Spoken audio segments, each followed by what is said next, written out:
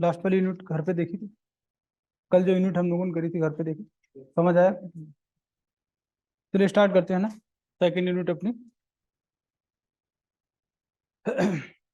इसमें क्या है, आपकी इकोनॉमी में कुछ पुरानी चीजें रहेंगी। देखिए जो हम लोग जो कॉन्सेप्ट देख चुके, नंबर 1,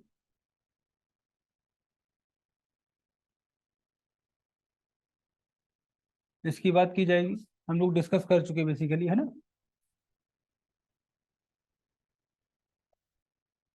और इन्हीं दोनों से अपनी इकोनॉमी में मिक्स्ड इकोनॉमी, ये सब पुरानी चीजें। अब थोड़ा समझिएगा कि ऐसा क्यों होता है, इसको प्रैक्टिकली अगर हम लोग अंडरस्टैंड करें कि मिक्स्ड इकोनॉमी क्या है। तो किसी फैक्ट्री में किसी चीज का प्रोडक्ट, भले कोई प्रोडक्ट है, और एग्जांपल में बाइक ले लेते हैं। इस बाइक के प्रोडक्शन में जो टोटल कॉस्ट आएगी विद इन फैक्ट्री, सपोज करो 20,000, एक बाइक के प्रोडक्शन में टोटल एक्सपेंडिचर आया आपका 20,000, और ये विद इन फैक्ट्री एक्सपेंडिचर है आपका, तो इसको बोलेंगे फैक्टर कॉस्ट। क्या बोलेंगे? Factor cost. मतलब विद इन फैक्ट्री जो भी कॉस्ट आप पे करते हैं प्रोडक्शन में, या जितना एक्सपेंडिचर लगता है प्रोडक्शन में, वो सब कहलाएगा आपका फैक्टर कॉस्ट। और यही बाइक जब कोई कॉमन मैन परचेज करता है, अपने घर लाएगा, तो जो पे करता है वो होता है आपका मार्केट प्राइस। कैसे निकालेंगे और उसका मिक्स्ड इकोनॉमी से क्या रिलेशन, वो आपको समझना, बात समझ आई। जब हम विद इन फैक्ट्री किसी चीज का प्रोडक्शन करते हैं, जितना एक्सपेंडिचर आएगा वो क्या हो जाएगा? Factor cost. इसको जब हम परचेज करके अपने घर लाएंगे, तो जो अमाउंट आप पे करते हैं वो कहलाएगा आपका मार्केट प्राइस। क्लियर है? चलिए देखिए इसका क्या मतलब है मिक्स्ड इकोनॉमी से।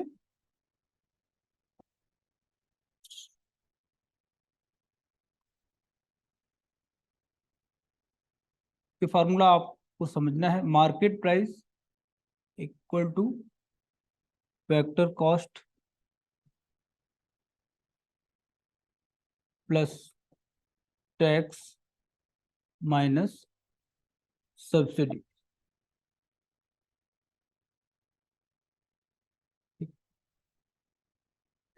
केस नंबर 1, केस 1, एग्जाम्पल लेते हैं आईफोन का। आईफोन का सपोज करो कि factor cost of iPhone is 50,000 rupees. तो मार्केट प्राइस कैसे डिसाइड किया जाएगा? तो आगे हमने एग्जाम्पल क्या लिया हुआ है? आईफोन। क्या ये बेसिक नीड में आता है? आईफोन बेसिक नीड में है? नहीं है। गवर्नमेंट को पता है कि बेसिक नीड में नहीं है। आईफोन जनरली जो परचेज करेगा वो रिच होगा, ऑब्वियस सी बात है, तभी 1 लाख रुपए की डिवाइस आप परचेज करेंगे फोन करने के लिए। तो जब मार्केट प्राइस हम लोग फिक्स कर रहे होंगे आईफोन के लिए, factor cost plus tax minus subsidy, ये फॉर्मूला है। फैक्टर कॉस्ट क्या है? एग्जाम्पल में लिया 50,000 रुपीज, और गवर्नमेंट को पता है कि जो 50,000 पे कर सकता है, तो ये हमें 20,000 टैक्स भी दे देगा। क्लियर है?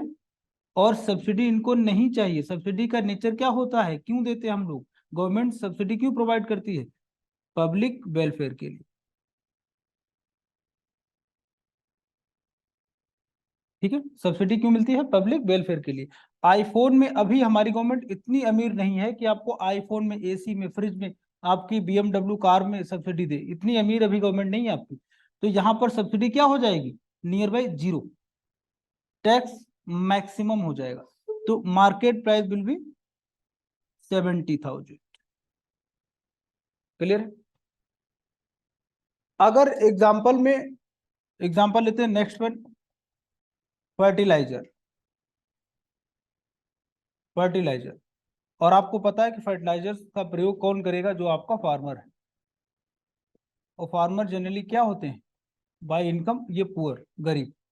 तो जब पुअर हैं तो इनका पब्लिक वेलफेयर किया जाएगा। इन देखिए पब्लिक वेलफेयर का कॉन्सेप्ट यहाँ पर आपको नजर आएगा।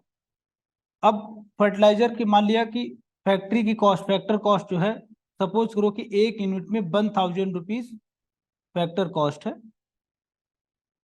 यूरिया की एक यूनिट बनाने में 1,000 रुपीज खर्च होता है, तो फैक्टर कॉस्ट 1,000।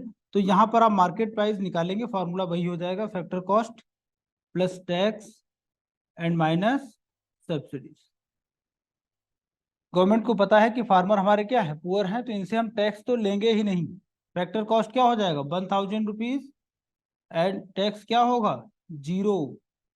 और इनको क्या वेलफेयर किया जाएगा इनका, और मान लिया 400 एक यूनिट पर क्या मिलेगी, सब्सिडी मिलेगी, तो market price will be 600। Clear है? दोनों एग्जांपल लिख लीजिएगा फिर। हाँ प्लीज। प्रॉफिट फैक्टर कॉस्ट सब कुछ ऐड होता है, ठीक। हाँ सब ठीक। एग्जांपल नोट करिएगा, फिर समझते हैं मिक्स्ड इकोनॉमी क्या है। आपके यहाँ पर आईफोन की क्राउड भी है और फार्मर्स भी है, तो दोनों का हमें दोनों को एक साथ लेकर के बैलेंस लेकर के चलना है, इसीलिए हमारी इकोनॉमी क्या है, मिक्स्ड इकोनॉमी। अमेरिका में वेलफेयर नहीं मिलेगा, वो अलग तरीके से मिलता है ना। हमारे यहाँ पुअर लोग भी हैं, उनका भी ख्याल रखना है और इनसे कमाना है। देखिए जो टैक्स यहाँ पर मिलेगा, यही टैक्स तो जाएगा यहाँ पर खर्च करने के लिए, ठीक है। इट मीन्स कि हमारी इकोनॉमी क्या है, मिक्स्ड इकोनॉमी है, तो ऐसे काम करेगी। और यहाँ पर जैसे किसी को अगर अपने बच्चे को स्कूल भेजना है, तो स्कूल की जो टाइप्स हैं वो देखिएगा, एक तो गवर्नमेंट स्कूल होगा दिल्ली में, यहाँ हो सकता है एजुकेशन क्या फ्री है, आर्टिकल 21 क्या करता है, उनको एजुकेशन फ्री प्रोवाइड करता है। और यहीं पर दिल्ली पब्लिक स्कूल होगा, डीपीएस होगा, जहाँ पर 10,000 रुपीज पर मंथ के आसपास आपको फी देना पड़ेगा। आप डिसाइड कर लीजिए कहाँ जाएंगे, ठीक है ना। हॉस्पिटल की बात, मोहल्ला क्लिनिक, शायद 2-3 रुपए में ऐसा कुछ होगा जो भी कॉस्ट आता हो। एंड यहीं पर क्या है, फोर्टिस मिलेगा आपको, जहाँ पर 2,000 रुपीज पे करेंगे काउंसलिंग का। तो आपकी इकोनॉमी कैसी है, मिक्स है, यहाँ पर सब चीजें एक साथ पैरेलली रन करेंगी, ठीक है।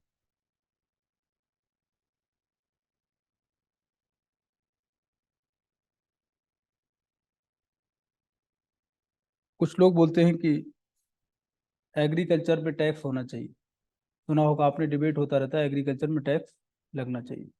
क्या लगता है आपको, एग्रीकल्चर में टैक्स होना चाहिए, फार्मर्स से टैक्स लिया जाना चाहिए? डिपेंड्स, क्यों? Production is much more larger, बहुत ज्यादा सरप्लस हो रहा है किसी फार्मर के पास, कैसे जज करेंगे? वो तो सिस्टम बना सकते हैं ना, पर्टिकुलर लैंड साइज होल्डिंग अपन जैसे रिकॉग्नाइज करेंगे, तो वो जैसे एमएसपी भी अपन रिकॉग्नाइज कर रहे हैं, तो वो भी अपन रिकॉग्नाइज कर। Correct correct. देखिए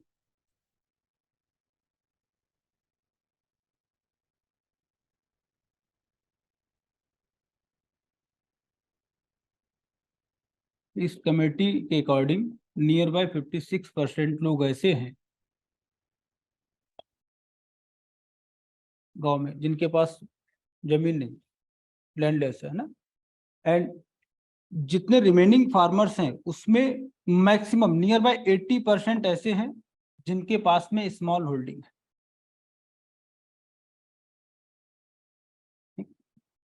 छोटे किसान जैसे तैसे सरवाइव कर रहे हैं। सरप्लस वाला की बात है, अपने एक्सपेंडिचर नहीं निकाल पा रहे। तो अभी, हाँ प्लीज, तो आई थिंक अभी इंडिया में आप टैक्स नहीं ले सकते। कुछ लोग, कुछ फार्मर्स हैं हमारे यहाँ rich, जैसे अमिताभ बच्चन भी फार्मर हैं, उनके पास फार्म हाउस है, शाहरुख खान भी हैं, सलमान खान भी हैं, और भी बहुत सारे लोग होंगे। क्या लगता है वो फार्मिंग करते होंगे? मतलब टाइम पास है, चलो ठीक, सैटरडे वीकेंड है, शूटिंग से फ्री होके, है ना। और गांव में जाइए किसी किसान के पास, है ना, तो आपको लग जाएगा, उनकी एक्टिविटीज देखिए कि कितना इनपुट लगता है, उनको आउटपुट क्या मिलता है, प्रॉफिट, आप प्रॉफिट देखेंगे तो समझ आ जाएगा टैक्स के लिए अभी हमारे किसान तैयार नहीं है। जिनकी आप बात करो जो बड़े फार्मर्स हैं, बहुत लिमिटेड है, बहुत ही कम, बहुत लिमिटेड।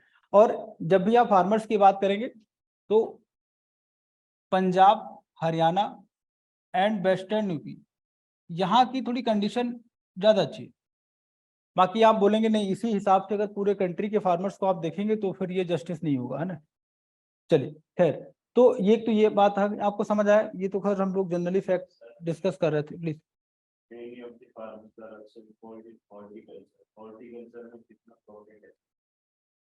ना, आपने किसी फार्मर को जानते हैं? आप फार्मिंग से जुड़े हुए हैं डायरेक्टली? कहाँ से, क्या रीजन है आपका? ना, राजस्थान में तो प्रॉफिट कैसे? महाराष्ट्र में बहुत से फार्मर्स हॉर्टिकल्चर में, हॉर्टिकल्चर करेक्ट, हाँ ग्रेप ठीक। ग्रेप्स में सर लाइक जैसे बहुत बड़ी लैंड साइज होल्डिंग है, वो सीधा जो ट्रेडर से प्रॉफिट नहीं होता। आप देखिए, हमें लगता है, हम लोगों को लगता है, जैसे मेरी बात समझिए, अभी लीची मार्केट में है, लीची मार्केट, कोई आपका फ्रेंड हो बिहार में जिसके यहाँ लीची होती हो, शाही लीची, उसको बोलना कि किस रेट पर आपसे परचेज की जाती है, और दिल्ली में आपको नियर बाई 100 रुपीज या 150 के आसपास मिल रही होगी, फार्मर को 25 या 20 रुपीज मिलता है। ये बीच में जो लोग है ना, जो चैन है, वो अर्निंग करते, फार्मर को नहीं मिलता। मतलब देखिए, हो सकता है, अगर आप रियलिटी देखें, मैं आपको एवरेज बता रहा हूँ, हो सकता है कुछ फार्मर्स ऐसे हों जिन्होंने कॉपरेशन टाइप डेवलप कर लिया हो, दो चार लोगों ने मिल करके, अलग बात है। लेकिन इन जनरल अगर आप, कोई ऐसा है आप में जो फार्मिंग से जुड़ा हुआ हो, आपका कोई फ्रेंड हो जिसके घर में खेती वेती होती है, ऐसा कुछ, उसको बोलना इतना मार्जिन नहीं है, 100% नहीं। वरना ये हम लोग ऐसे थोड़ी करते हैं, हरियाणा में भी इतना ज्यादा प्रॉफिट नहीं है, बहुत पैसा लगता है। और राजस्थान की अगर आप, आपका स्टेट जैसे आप बता रहे हो है ना, वहां पर तो जनरली क्या आप सारी चीजें कर ही नहीं सकते हो। ठीक है, नागौर के आसपास जाएंगे, कई सारे फार्मर्स में मिला था खुद ही, मैंने एक्चुअली जब सर्वे किया था रिसर्च में, तो उसमें नागौर के फार्मर से बात हुई, वहां पर ड्रिंकिंग वाटर क्राइसिस है, आप एग्रीकल्चर कैसे करेंगे। इन उत्तर प्रदेश नियर बाई बुंदेलखंड, झांसी, हमीरपुर, चित्रकूट, चंदौली, ये रीजन, यहाँ ड्रिंकिंग वाटर क्राइसिस है ना। तो प्रॉफिट, आई थिंक पहले मुझे भी डाउट होता था कि फार्मर्स की मोटी कमाई है। हम लोग, आप देखिए एक एग्जांपल देखिए, पोटैटो तो हम लोग सब परचेज करते होंगे, क्या प्राइस है दिल्ली में, नियर बाई 20 रुपीज होगा, है ना। ठीक है, और फार्मर्स से बोलना, पूछना जाकर के आलू किस दाम पर आपने सेल किया, दिवाली के आसपास 1 rupees per KG, 1 rupees per KG, ये बिल्कुल ट्रूथ है। आप देखिए 2 या 3 मंथ्स आपने लगाया है उस चीज के प्रोडक्शन के लिए, और आपको क्या मिला, 1 रुपीज, ये प्रॉफिट है। महाराष्ट्र में भी आप है, महाराष्ट्र से अनियन का प्रोडक्शन होता है ना, उनको बोलना कि जब जैसे ही हार्वेस्टिंग टाइम होता, उनको भी मतलब 1 रुपीज में 2 केजी तक देना पड़ता है, महाराष्ट्र, इन महाराष्ट्र, ये डेटा है गवर्नमेंट का। आप इसे प्रॉफिट बोलेंगे अभी नहीं, जो प्रोडक्ट को वहां तक बेच ले जाते हैं उसका ट्रांसपोर्टेशन कॉस्ट भी निकलता हाँ नहीं निकलता, करेक्ट। आपने जो देखा होगा, जिनसे मिले होंगे ना, वो एक कुछ लोग होंगे, लिमिटेड लोग होते हैं, है ना। जैसे कई लोग, मान लिया अभी आपका वेरी कॉमन चीज इन मार्केट है, क्या नाम, मशरूम, मशरूम से प्रॉफिट जनरेट आप कर सकते हैं, मैक्सिमम लोग करते हैं, लेकिन कितने, नंबर देखिए, बड़ा लिमिटेड है नंबर, है ना। मशरूम यूपीएससी को बहुत पसंद है, 22 में एक क्वेश्चन पूछा था गुच्छी मशरूम, एंड 22 में फिर से एक पूछ लिया मशरूम पे। तो मशरूम खाइए और पढ़ते रहिए मशरूम के बारे में, है ना। खैर, तो इस यूनिट में हम लोग क्या देखेंगे वो जरा देखिएगा, है ना। अभी जो टाइम है, जो यूनिट अपनी अगली होगी, इसमें तो एक चीज हो जाएगी, उसके बाद इन्होंने इंपॉर्टेंस डिस्कस किया है 5 ईयर प्लान का।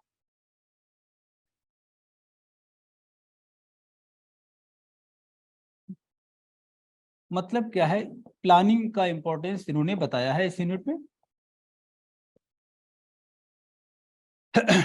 थोड़ा सा देख लेते हैं। 1938, ये आपके एनसीईआरटी में नहीं होगा, 1938 में क्या हुआ था, very first time in India एक कमेटी का फॉर्मेशन हुआ था, नेशनल प्लानिंग कमेटी।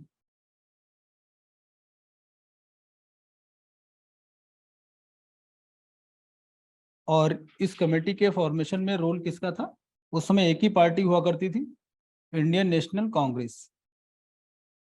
ठीक, 1938 उस समय जो प्रेसिडेंट थे कांग्रेस के, मिस्टर सुभाष चंद्र बोस। और इस कमेटी का जो चेयरमैन बनाया गया है, वो बनाया गया पंडित नेहरू, करेक्ट है, पंडित नेहरू। ऐसा इसलिए हुआ था क्योंकि पंडित नेहरू जो है, बेसिकली ऐसा माना जाता है कि प्लानिंग इन इंडिया, बेसिक जो concept of planning in India, ये इम्प्लीमेंटेड बाय पंडित नेहरू। और ये बेसिकली दुनिया में पहली बार कहां पर इम्प्लीमेंट किया गया था, यूएसएसआर पे। ठीक है, ये तो बेसिक इंफॉर्मेशन है। अब आप समझिए प्लानिंग है क्या, क्यों प्लानिंग की नीड क्यों है, व्हाट इज प्लानिंग। आप प्लानिंग करते हैं किसी चीज को, व्हाट इज प्लानिंग, ये आपको समझना है। आपने कभी प्लानिंग किया, योजना बनाई कभी, प्लानिंग करते हैं, कब की थी, आजकल में कोई प्लानिंग की, कभी भी कोई प्लानिंग की, क्यों करते हैं। जो करना है वो सिस्टमेटिकली जो करना है वो to draw the desirable. Okay, यही सब होता है और कुछ।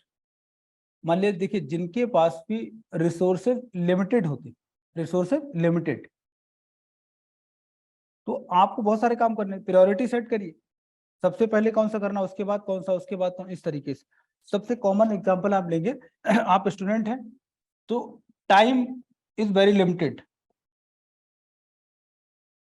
24 आवर्स सबके पास यही होगा, यही तो है, सबके पास लिमिटेड है, बहुत सारा काम करना, सिलेबस बहुत बड़ा है, तो आप प्लानिंग करते हैं जिसको आप टाइम टेबल कहते हैं। या सुबह उठना है, क्लास जाना है, उसके बाद इतना पढ़ना है, तो टाइम टेबल आपकी हेल्प करता है, जो भी आपकी प्रायोरिटी है उसके अकॉर्डिंग आपको जो भी टारगेट आपने सेट किया वो आप अचीव कर पाते, तो प्लानिंग जरूरी है। ठीक है, बजट गवर्नमेंट जो बनाती है, मेकिंग ऑफ बजट, ये भी किसका एग्जांपल है, प्लानिंग। क्लियर, आप भी बजट बनाते होंगे, घूमने जाएंगे, पैसा लिमिटेड मिलेगा घर से, तो प्लान आउट करेंगे, इतना पैसा यहाँ पर इस तरीके से ऐसे करते नहीं करते, है ना। प्लानिंग तो आपको हर महीने बनानी पड़ती होगी ना, जिसकी पुअर प्लानिंग है। अगर आप स्टूडेंट है, देखिए किसी का रैंक 1 आता है, किसी का पीटी नहीं होता, टाइम 24 आवर्स सबके लिए बराबर है, जिसकी प्लानिंग इफेक्टिव है उसका रिजल्ट आपको दिखेगा, तो प्लानिंग जरूरी है। इंडिया के पॉइंट ऑफ व्यू से देखें, हमारे पास रिसोर्सेज बहुत लिमिटेड थे, रिसोर्स जब भी लिमिटेड हों तो आपके जो भी गोल रहेंगे इनको अचीव करने के लिए सबसे की फैक्टर वो क्या होता है, आपका प्लानिंग। इंडिया में प्लानिंग की अगर आप बात करेंगे तो पंडित जवाहरलाल नेहरू, बेसिकली लोग उनको आजकल पता नहीं क्या मानते हैं, मे भी शायद अमरीश पुरी टाइप समझते हैं। अगर आप देखेंगे व्हाट्सएप यूनिवर्सिटी में पंडित नेहरू को लोग ना अमरीश पुरी टाइप समझते हैं कि देश में जो भी खराब है पंडित नेहरू ने किया होगा, है ना। जबकि आप देखेंगे साइंटिफिक मैन, बहुत ही वैज्ञानिक तरीके से उसने, उन्होंने क्या देखा कि प्लानिंग ला के आपको दिया फ्रॉम यूएसएसआर, करेक्ट है। अब इसका ऑब्जेक्टिव क्या थे, प्लानिंग के पीछे क्या कहानी थी, लिख लीजिएगा, हेडिंग डालिएगा, objectives of planning in India, objectives of planning in India, planning के उद्देश्य क्या है भारत में। Number 1 growth, growth, second point self reliance, आत्मनिर्भरता, आजकल बहुत ज्यादा न्यूज में है, जबकि ये कॉन्सेप्ट क्या है, पुराना है, ठीक है, सेल्फ रिलायंस। थर्ड पे लिखेंगे, पहले देख लीजिएगा, क्या इक्वलिटी की बात की जा सकती है प्लानिंग के थ्रू। अगला लिखिएगा, जो भी नेक्स्ट पॉइंट लिखे इक्वलिटी, इस पर स्टार बना लेंगे। प्लानिंग से हम लोग अपनी सोसाइटी में इसको डेवलप कर पाएंगे, ठीक, ठीक है। तो ये सारे ऑब्जेक्टिव्स हैं किसके, प्लानिंग के। नंबर 1 समझिए ग्रोथ, हेडिंग डालेंगे ग्रोथ। देखिए ग्रोथ क्या है इन जनरल, आप समझिए जैसे मान लिया कंट्री का जीडीपी, तो जीडीपी अभी आप इतना समझिएगा कि जो भी आपकी इनकम है ने, समझने के लिए एग्जांपल के पॉइंट ऑफ व्यू से, मान लिया हमारा जीडीपी अभी 100 करोड़ रुपीस है और नेक्स्ट ईयर हमारा जीडीपी हो जाएगा 104 करोड़ रुपीस, तो यहाँ पर क्या है, ग्रोथ का रेट क्या हो जाएगा, 4%, ठीक है, ये ग्रोथ है, ठीक। तो ग्रोथ में क्या क्या होगा, एक तो जीडीपी एंड इनकम की ग्रोथ भी हम लोग देखेंगे, उसके बाद production in agriculture,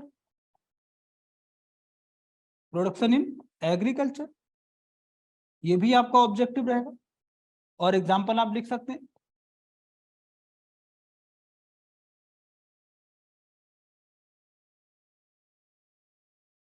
first 5 year plan का मेन ऑब्जेक्टिव क्या था, ग्रोथ इन एग्रीकल्चर, ठीक है। तो क्या ग्रोथ की नीड है उस समय कंट्री में, इंडिया में ग्रोथ की नीड है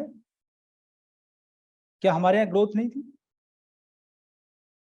अच्छा, प्लानिंग से कैसे ग्रोथ हो जाएगी, 5 ईयर प्लानिंग जो कॉन्सेप्ट था, इससे ग्रोथ आप कैसे अचीव कर पाएंगे।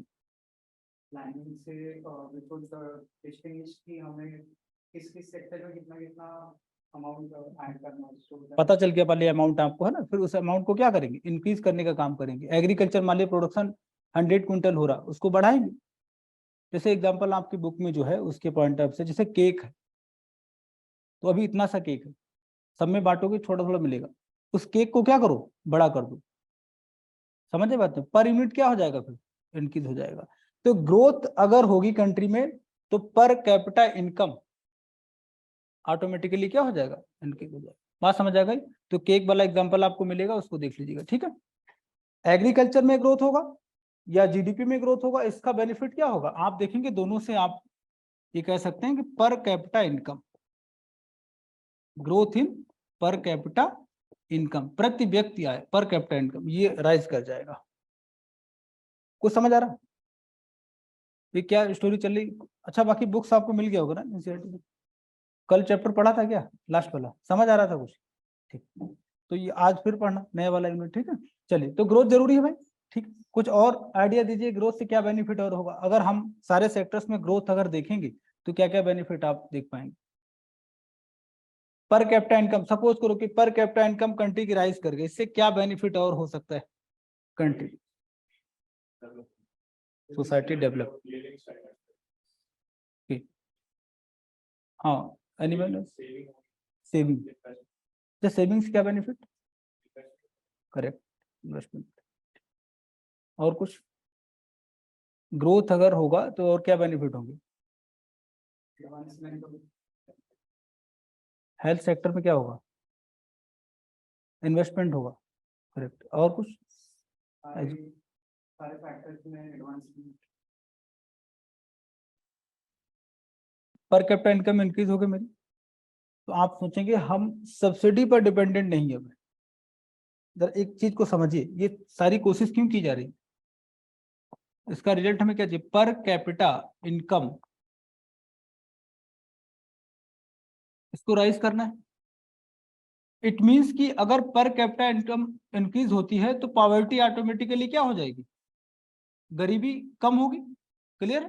लोगों की इनकम इंक्रीज हो गई, अगर पॉवर्टी कम हो गई तो आप एक चीज देखिएगा, सब्सिडी का बर्डन ऑटोमेटिकली क्या हो जाएगा, कम हो जाएगा। कुछ समझ पा रहे हैं आप नहीं? अगर आपके यहाँ गरीब कम है तो सब्सिडी का बर्डन क्या होगा, ऑटोमेटिकली कम हो जाएगा। और सरकार, गवर्नमेंट जो भी खर्च करती है, एक्सपेंडिचर जो होता है, एक्सपेंडिचर ऑफ गवर्नमेंट दो तरीके से, कैपिटल एक्सपेंडिचर, और इसका रिजल्ट क्या रहता है, पर कैपिटा इनकम। पर कैपिटा इनकम प्रति व्यक्ति आय राइज करती है। इसका एग्जांपल क्या है, road, rail, port, school and basic infrastructure. Actually ये सब एग्जांपल किसका है, कैपिटल एक्सपेंडिचर। और दूसरा एक्सपेंडिचर क्या होता है, रेवेन्यू एक्सपेंडिचर। Example, subsidy. अगर आपका बर्डन ये कम होगा तो रिमेनिंग अमाउंट आप कहाँ खर्च कर पाएंगे, कैपिटल एक्सपेंडिचर में। और आपकी कंट्री में रोड अच्छा हो जाएगा, रेल नेटवर्क अच्छा होगा, पोर्ट डेवलपमेंट, स्कूल अच्छे हो जाएंगे, बाकी बेसिक इंफ्रा बेहतर हो जाएगा, तो आपका इंडिया ऑटोमेटिकली क्या बन जाएगा, अमेरिका जैसा हो जाएगा। इस बार गवर्नमेंट ने क्या किया, कैपिटल एक्सपेंडिचर का साइज इंक्रीज किया है। बजट देखा होगा आपने, तो एक्सपेंडिचर किस टाइप का होना चाहिए, मैक्सिमम कैपिटल। एग्जाम्पल मान लीजिए, अगर आपको जो भी अमाउंट घर से मिलता है उसमें अगर आप एक टी शर्ट परचेज करेंगे तो टी शर्ट क्या प्रोडक्टिव है आपके लिए, नहीं। लेकिन अगर आप कोई टेस्ट सीरीज लेते हैं, कोई बुक परचेज करते हैं, तो ये क्या हो जाएगा, प्रोडक्टिव। तो ये किस टाइप का एक्सपेंडिचर होगा, कैपिटल।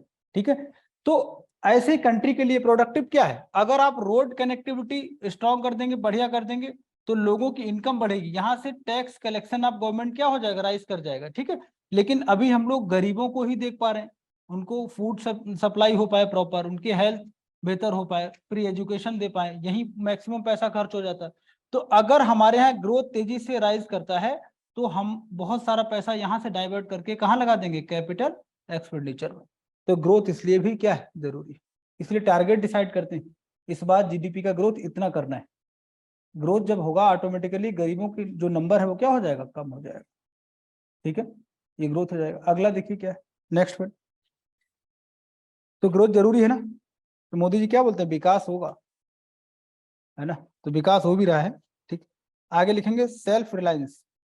अगला सेल्फ सेल्फ रिलायंस, आत्मनिर्भरता, ये तो हम लोग ग्रोथ की बात कर रहे थे। अगला इसको जरा समझिएगा, सेल्फ रिलायंस। और एक बात याद रखेंगे, फर्स्ट 5 ईयर प्लान, यहां से लेकर के 7th 5 ईयर प्लान। देखिए इंडिया में क्या है कि आपका इसी एनसीईआरटी में लिखा होगा, फर्स्ट 5 ईयर प्लान से लेकर के 7th 5 ईयर प्लान तक मेन ऑब्जेक्टिव क्या था कि हम लोग आत्मनिर्भर सेल्फ रिलायंस हो जाए। ठीक, और क्या बेनिफिट होगा वो देखेंगे। जैसे ये इंडिया है, सपोज करो इंडियन इकोनॉमी, और अगर हमने किसी चीज का प्रोडक्शन किया, राइस हो सकता है, वीट हो सकता है, कुछ भी, और ये आइटम कहीं सेल करने चले जाएंगे तो ये हो जाएगा आपका एक्सपोर्ट। ठीक है, ये प्रोसेस है एक्सपोर्ट का। लेकिन अगर आपका प्रोडक्शन बहुत कम है, आप अपनी बेसिक नीड को ही फुलफिल नहीं कर पा रहे हैं, तो यही आइटम किसी और कंट्री से परचेज करेंगे। बात समझ आई, ये क्या हो जाएगा, इंपोर्ट। जब आप इंपोर्ट करेंगे तो मैक्सिमम भाई, जब चीजें आप इंपोर्ट करेंगे तो पेमेंट करना होगा, तो फॉरेन करेंसी जो भी आपने अर्न की हुई है वो सब चली जाएगी। तो कोशिश करेंगे कि हम लोग क्या हो जाएं, सेल्फ रिलायंस की कंडीशन यहाँ डेवलप हो जाए, ताकि हम लोग यहाँ पर इंपोर्ट मिनिमाइज करें एंड एक्सपोर्ट को इंक्रीज कर दें। ये कंडीशन कैसे मिलेगी, जब हम लोग क्या हो जाएंगे, सेल्फ रिलायंस। ठीक है, अभी यही एजेंडा है हमारा, है ना। लोकल चीजों के लिए हमें क्या करना है, डिमांड क्रिएट करना। तो एक लाइन बोली गई थी कोविड-19 में, वोकल फॉर लोकल। ठीक है, और ये कर्नाटक में थे उस समय मोदी जी। कर्नाटक में जहां पर थे वहां पर बेंगलोर के आसपास, शायद बेंगलोर से साउथ में एक जगह थी, उसका नाम मुझे नहीं याद आ रहा अभी, तो वहां पर लकड़ी के खिलौने बनते हैं, और अब से नहीं, बहुत पहले से। लेकिन हमारे यहाँ जैसे बच्चा अगर हुआ है ना, तो 2-3 महीने 4 का हुआ, तो उसे हम चाइना वाली कार ले आएंगे, रिमोट वाली। घर में कोई नहीं, मम्मी ने उस पर लेटा दिया, रिमोट से कार चला रही, अपनी ड्राइविंग स्किल्स को स्ट्रॉन्ग कर रही। बताइए बच्चे को क्या बेनिफिट उससे, बच्चा बड़ा हो जाएगा तो चाइनीज बाइक आ जाएगी, बाइक बनकर नहीं, धूम की प्रैक्टिस घर पे हो रही। जबकि फिलॉसफी क्या होती खिलौनों की, बच्चा लेके चलेगा, गिरेगा, फिर उठेगा, कसरत करता ना, एक्सरसाइज होती बॉडी। इसीलिए हमें अपनी चीजों की डिमांड क्रिएट करनी। दादाजी की छड़ी मेड इन चाइना, आप देखिए ऑटोमेटिक छड़ी बैग में रखी हुई, ट्रेन से निकले ओपन कर ली, है ना, मारने के काम आएगी नहीं, इतनी मजबूत होती नहीं। ठीक, तो आपको समझना क्या है कि हमें कुल मिलाकर के इन टोटलिटी अगर एक बात मतलब कहनी हो कि इंपोर्ट को आपको क्या करना है, ये इंपोर्ट आपको हर कंडीशन में मिनिमाइज करना है। तब से लेके अभी तक हो नहीं पाया, हर साल ये बात होती है ना। हाँ, उसके बाद देखिएगा मोस्ट इंपॉर्टेंट थिंग, यूटिलिटी की बात होती है। ऐसा क्यों करना है,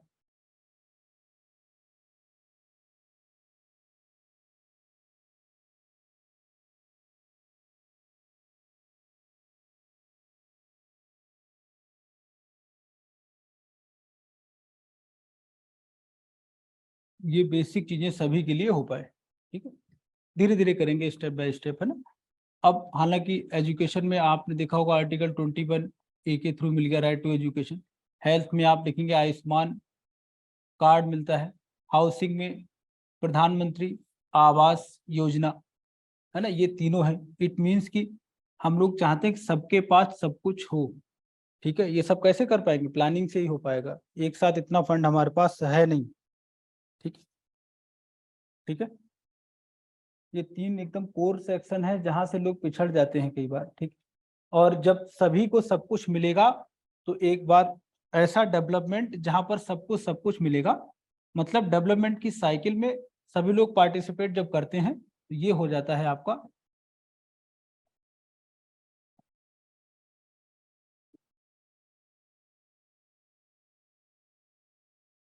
आपकी सोसाइटी का मोस्ट वीकर सेक्शन जब पार्टिसिपेट करे डेवलपमेंट में, तो समझ लेना कि डेवलपमेंट का नेचर क्या हो गया, इनक्लूसिव। ठीक है,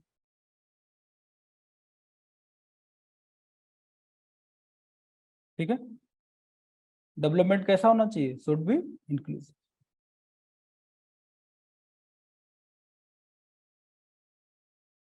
मोदी जी एक लाइन बोलते हैं, सबका साथ सबका विकास, यही है। ठीक, चलिए अब हम लोग बात करेंगे एग्रीकल्चर। एग्रीकल्चर पे क्या है,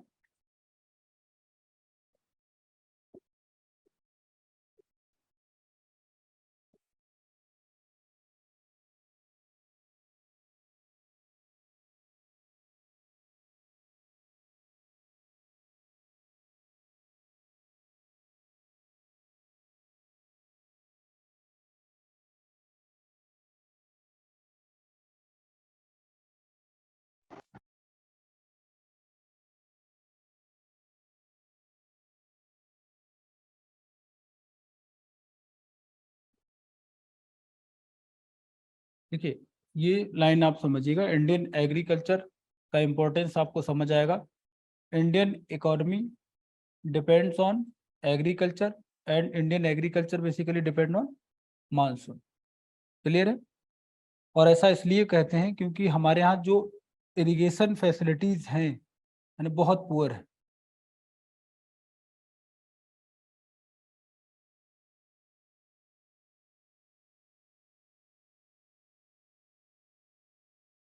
इसीलिए डिपेंडेंसी किस पे हो जाती है हमारी, मानसून। ठीक है, मानसून अच्छा होगा, प्रोडक्शन अच्छा हो जाएगा। दूसरा जो चैलेंज है एग्रीकल्चर वो क्या है देखते हैं। एक तो ये हो जाएगा बेसिक इंफ्रास्ट्रक्चर या इरिगेशन फैसिलिटीज या इरिगेशन सिस्टम जो हमारे पास है बहुत पुअर है, इसीलिए मैक्सिमम एरिया जो है आपका वो depend on monsoon for irrigation. ठीक है, इसीलिए डिपेंडेंसी किस पे हो जाएगी, मानसून पे। जब भी एल नीनो आता होगा, नाम सुना होगा आपने एल नीनो का, इट मीन्स कि इंडिया में बारिश अब नहीं होने वाली, कम होगी ना, ड्रॉट जैसी कंडीशन होगी, तो हमारे प्रोडक्शन ऑटोमेटिकली कम हो जाएगा। ठीक है, फिर एग्रीकल्चर का दूसरा चैलेंज क्या है, यस, उसको दूर करने के लिए जो नंबर वन आपका बेसिक इंफ्रास्ट्रक्चर, इसको ठीक करेंगे। तो फर्स्ट 5 ईयर प्लान में आप देखेंगे क्या हो जाएगा, यही सब चीजें हम लोग करेंगे, इरिगेशन फैसिलिटीज वगैरह डेवलप की जाएगी।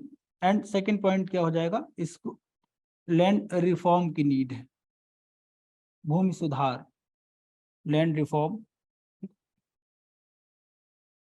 हमारे यहाँ क्या है कि बहुत सारे लोगों के पास छोटे छोटे जमीन के टुकड़े हैं, उनमें कुछ हो नहीं पाता, तो कैसे करेंगे। देखिए जैसे मान लिया अगर आपने किसी सोसाइटी के 3-4 लोगों से बात की, तो एक बंदे के पास बड़ा सा खेत है और एक के पास क्या हो जाएगा, छोटा सा, जबकि ये नेचुरल रिसोर्स है कंट्री का, इस पर राइट लगभग सबका क्या होना चाहिए, बराबर होना चाहिए। ऐसे कैसे हो गया, तो एक काम कर सकते हैं, जो लैंड रिफॉर्म में हम क्या कर सकते हैं कि मैक्सिमम लिमिट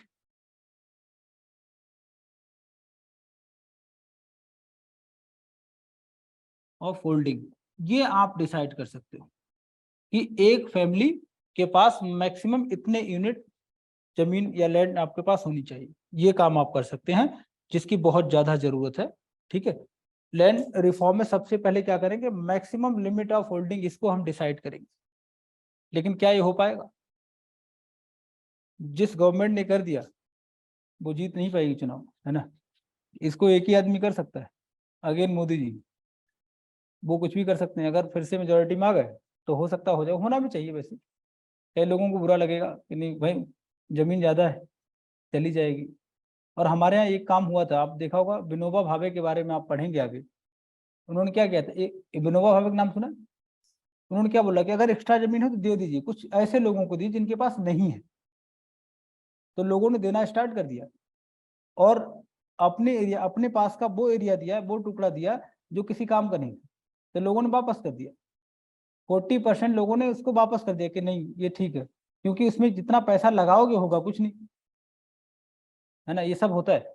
और इसको शायद आप यूपी में जो नाम है वो लोग बोलते हैं पट्टे की जमीन। नाम सुना आपने? पट्टा टाइप सुना होगा आपने कभी, यूपी में इसी नाम से चलता है, बाकी मुझे नहीं पता है ना।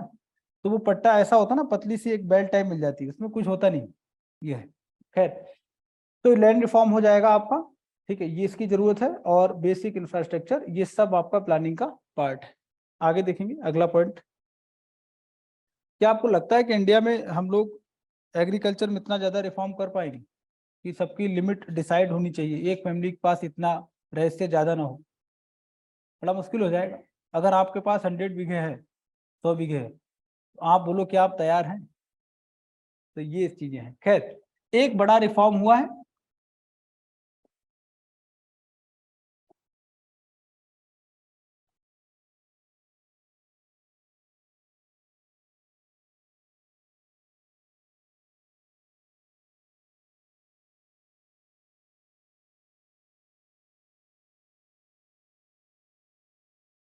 मेन एरिया क्या है इसका? पंजाब, हाँ, और यूपी में ये वेस्टर्न यूपी, वेस्टर्न यूपी का पार्ट, एंड आपका हरियाणा। और अगर आप क्रॉप्स की बात करें, सबसे ज्यादा बेनिफिट तो क्रॉप्स की बात करें, दो हैं, वीट एंड पैडी। ठीक, अगर सिंगल क्रॉप की बात करें,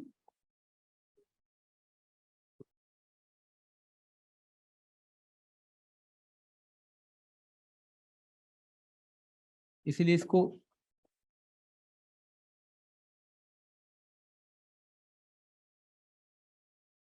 ग्रीन रेवोल्यूशन क्या बोलते हैं? Wheat revolution.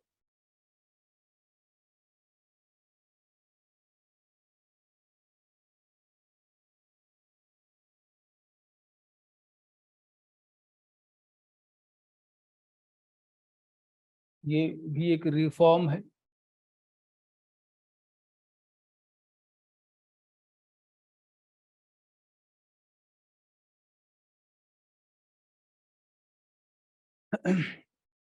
Reform in production.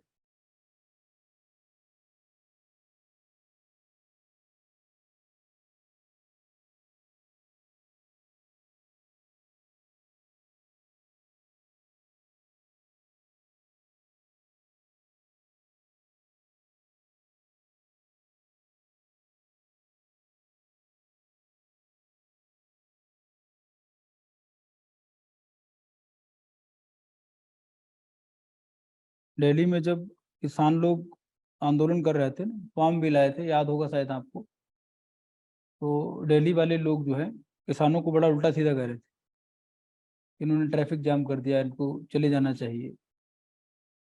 तो मुझे पर्सनली बड़ा बुरा लगा।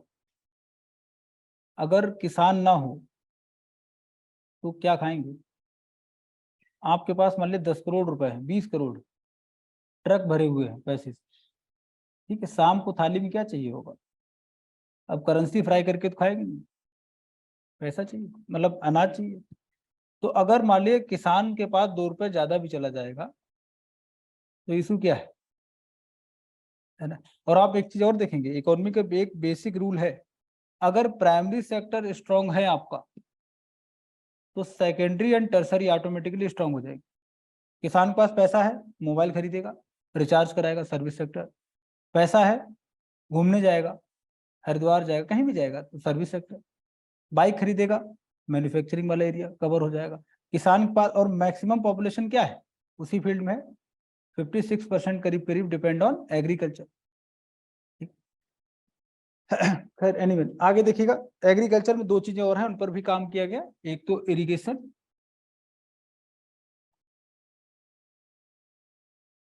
और irrigation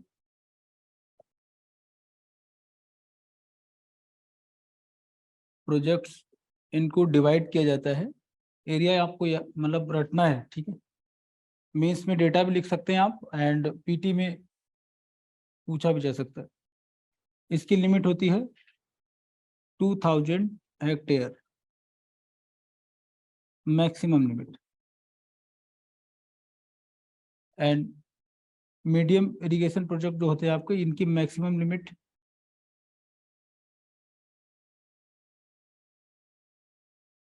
10,000 hectare and large one more than 10,000 hectare.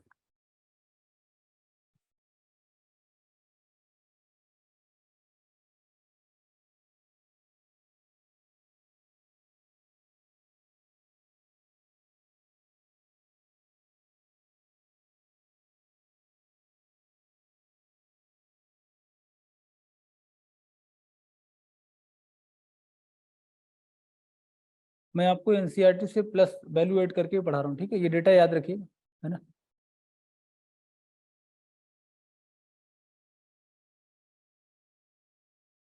आगे देखेंगे नेक्स्ट पॉइंट। अच्छा, इसी में आप अगर अपने आप को अपडेट करना चाहें तो कर सकते हैं। यूनियन बजट,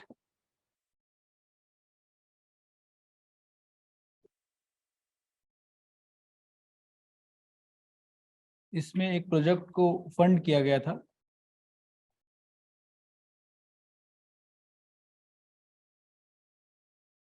और नाम क्या है, Ken Betwa river linking project. Area किस एरिया में है, बुंदेलखंड। इसका लाभ किसे, बेनिफिट किसे मिलेगा, UP and MP. Irrigation project अभी भी लगातार डेवलप किए जा रहे हैं। बिहार में कोसी मेची, तेलंगाना में कालेश्वरम, गोदावरी पे। एक नोट कर ली बेटा, है ना, नाम सुना है इसका, केन बेतवा, दो नदियां हैं उनको जोड़ा गया, शायद सुना होगा आपने। हाँ, अच्छा कलर दिख रहा है ये, नहीं दिख रहा, क्या आपको दिख रहा, कुछ समझ आ रहा।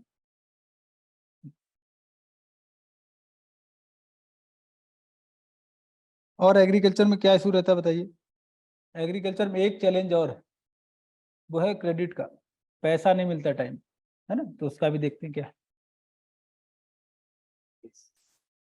हाँ, ये तो 98 में है ना।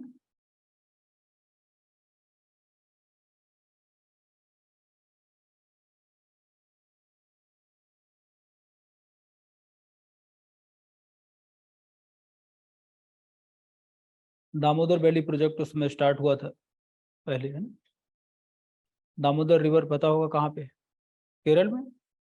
दामोदर कहाँ पे है, नहीं पता, वेस्ट बंगाल, केरल में तो नहीं है, वेस्ट साइड। एक काम और करेंगे, अगर आपको यूपीएससी देना है तो अपने बेसिक ठीक करिए, है ना। कई ऐसे लोग हैं, कई बार बैच में मैं ऐसे बोल देता हूँ, क्योंकि मैंने 2 बार में इकोनॉमी दिया है और 2 बार दिया है ज्योग्राफी से, है ना, तो पूछने के लिए काफी कुछ रहता है। एक बार मैंने बच्चे से बोला था कि शायद अरुणाचल की कैपिटल, अभी पूछा है 1-2 दिन में, आधी क्लास को पता ही नहीं। तो ये बड़ा चैलेंज नहीं है कि आपको नहीं पता है, होता है, लोग नहीं जानते कई बार चीजें, फ्लो में आप छूट जाता है। लेकिन अगर आपने डिसाइड कर लिया है कि आपको आईएएस बनना है, तो जितनी भी कमियां हैं किसी को मत बनाओ, मुझे बता दीजिए कि सर मुझे नहीं आता, मैं एकदम बेसिक एकदम जीरो पे हूँ, मैं बताऊंगा क्या करना है, ठीक है ना। कुछ नहीं आता कोई दिक्कत, डरो मत, है ना, कैसा शर्माना, ठीक है। अगर नहीं आता, कैपिटल नहीं पता, कोई दिक्कत नहीं, मुझसे आप मिलो पर्सनली, है ना, क्लास के बाद मैं बताऊंगा क्या करना चाहिए। आपको रिवर सिस्टम नहीं पता, कौन सी रिवर कहाँ पे फ्लो होती है, मैं बताऊंगा कैसे उनको रटना है, कैसे पढ़ना है। हर साल क्वेश्चन आता ही आता है, ठीक है। तो बेसिक चीजें क्या है, आपके आसपास जो पड़ोसी कंट्रीज हैं, मतलब है ना, उनके बारे में जानना बहुत जरूरी होता है। यूपीएससी कई बार ऐसे पूछ लेता, मजाक में पूछ लेगा, आपको बताना पड़ेगा। जब तक आप खुद के कंट्री को नहीं समझ पाएंगे, नेबरिंग कंट्री नहीं समझेंगे, तो मैप आपको समझ नहीं आएगा। इस बार आप देखेंगे 4 क्वेश्चन डायरेक्ट मैपिंग का है पीटी में। पेपर देखा, नहीं देखा, यूपीएससी का पीटी वाला पेपर तो देखा होगा।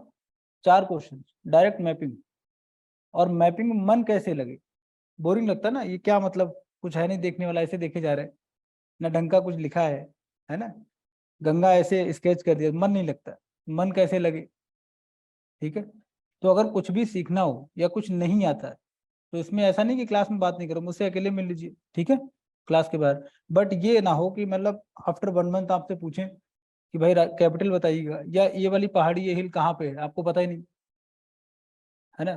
तो ये अपने जो भी बेसिक्स हैं वो स्ट्रॉन्ग कर लीजिएगा, तो ऑटोमेटिकली पीटीयूटी तो ऐसे निकल जाएगा।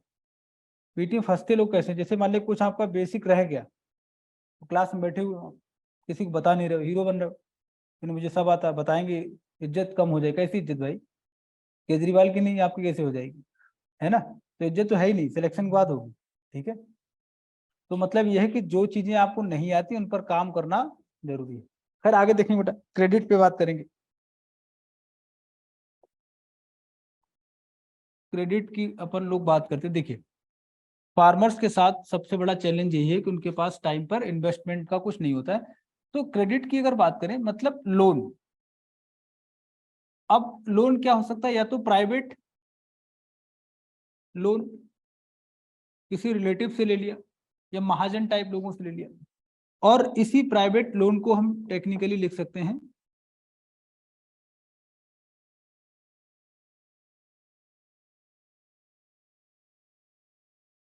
ठीक है, एंड किसी बैंक से आप ले सकते हैं, इसको बोलेंगे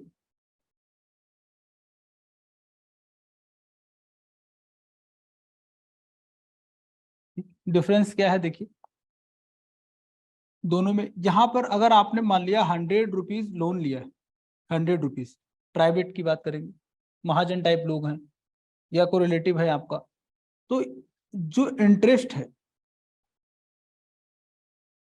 ये पर मंथ होगा।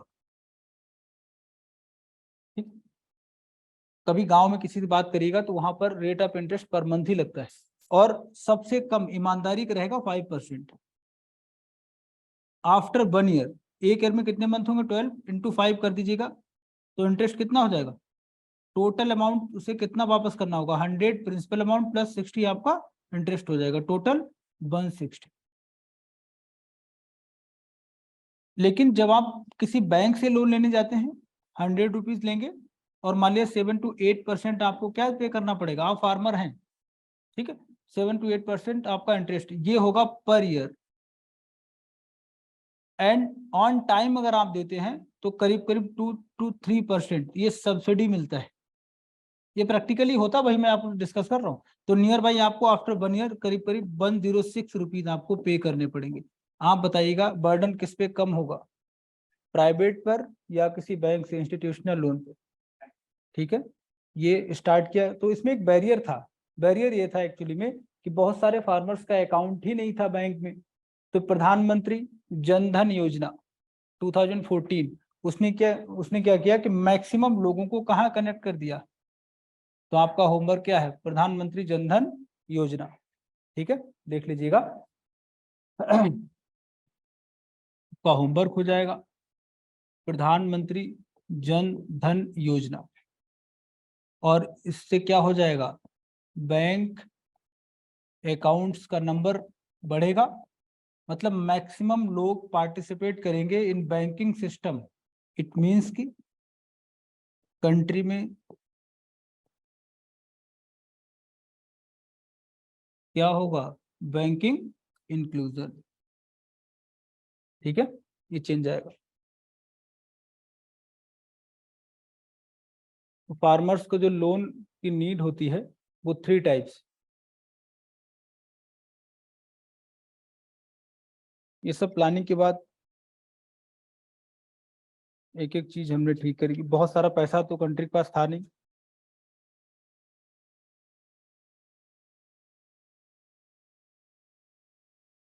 प्रधानमंत्री जनधन अकाउंट का नाम सुना है, कब सुना था, आप बताइए, सुना ना अभी, क्या है, पहले सुना था कभी प्रधानमंत्री जनधन क्या है, क्या होता है इसमें, ना झूठ बोल रहे हो आप, किसान नहीं बेटा, इसमें तो सभी के लिए आपका भी अकाउंट ओपन हो जाएगा। जीरो बैलेंस स्टार्ट किया, मतलब किया गया था ना, ये एक्टिव रहा करो, ठीक है, क्या चीजें है ना। कोविड के टाइम पे पैसे हाँ हाँ, जब अकाउंट आपका हो गया है, एक रास्ता टाइप हो गया ना, तो जब चाहे जैसे चाहे वो अमाउंट आप सेंड कर सकते हैं। ठीक, चलिए टाइप्स देख लेते हैं। क्रेडिट के टाइप देखिए, हम लोग बात करें किसकी, क्रेडिट और इसके टाइप्स। तो टाइप नंबर 1, यहाँ पर जो टाइम है, टाइप जो है basically depend on time. Maximum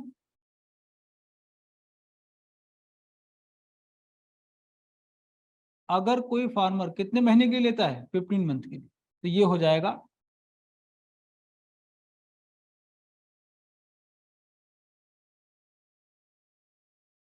और यहाँ से क्या करेगा वो, हो सकता है उसको सीड की नीड हो सकता है इरिगेशन के लिए बिल देना हो सकता है फर्टिलाइजर, और हो सकता है फैमिली नीड हो, बच्चे की फीस वगैरह पे करनी हो। एंड सेकेंड पॉइंट, सारा कुछ नोट करेंगे, ये एनसीईआरटी में कुछ नहीं मिलेगा, एनसीईआरटी में सिर्फ ऐसे टाइप छोड़ देगा, है ना। दूसरा टाइम देखेंगे, इसकी लिमिट हो जाएगी मैक्सिमम 5 ईयर, 5 ईयर्स। और इसमें क्या हो जाएगा, एनिमल हस्बेंड्री करना चाहते हैं आप, या लैंड रिफॉर्म, 3 पर हो जाएगा टाइम, अगर आपका मैक्सिमम टाइम 10 ईयर्स, तो ये आपका हो जाएगा ये लॉन्ग टर्म।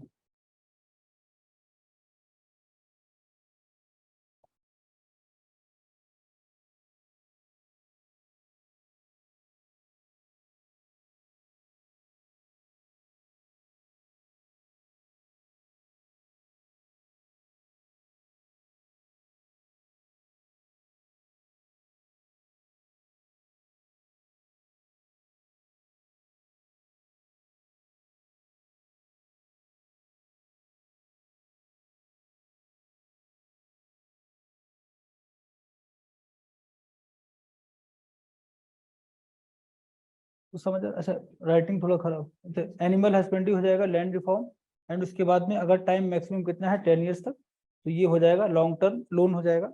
इसको कहाँ पे आप एक्सपेंड कर सकते हैं, लोन रिपेमेंट के लिए, या आपको लैंड परचेज भी कर सकते हैं, एक क्लॉज ये भी है, जमीन खरीदना चाहे।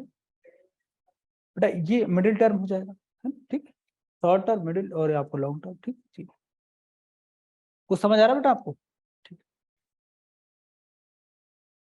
अब ये सारा कुछ करने के लिए कुछ बैंक्स भी हैं, उनमें आप देखेंगे आरआरबी, रीजनल रूरल बैंक्स,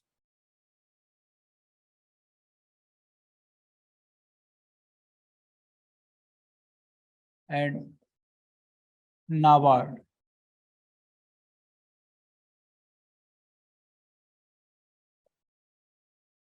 जुलाई 1982 ये क्वेश्चन पूछा गया था, नाबार्ड किस कमेटी की रिकमेंडेशंस पे बना था, तो ये कमेटी थी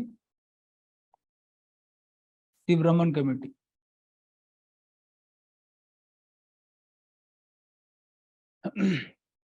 ये बैंक का काम क्या है कि क्रेडिट अवेल कराना है लोगों को, तो ये सब एग्रीकल्चर में करना है, धीरे धीरे करेंगे प्लानिंग के साथ में, है ना। उसके बाद एक सेक्शन बचता है इंडस्ट्री, नोट कर लिए थे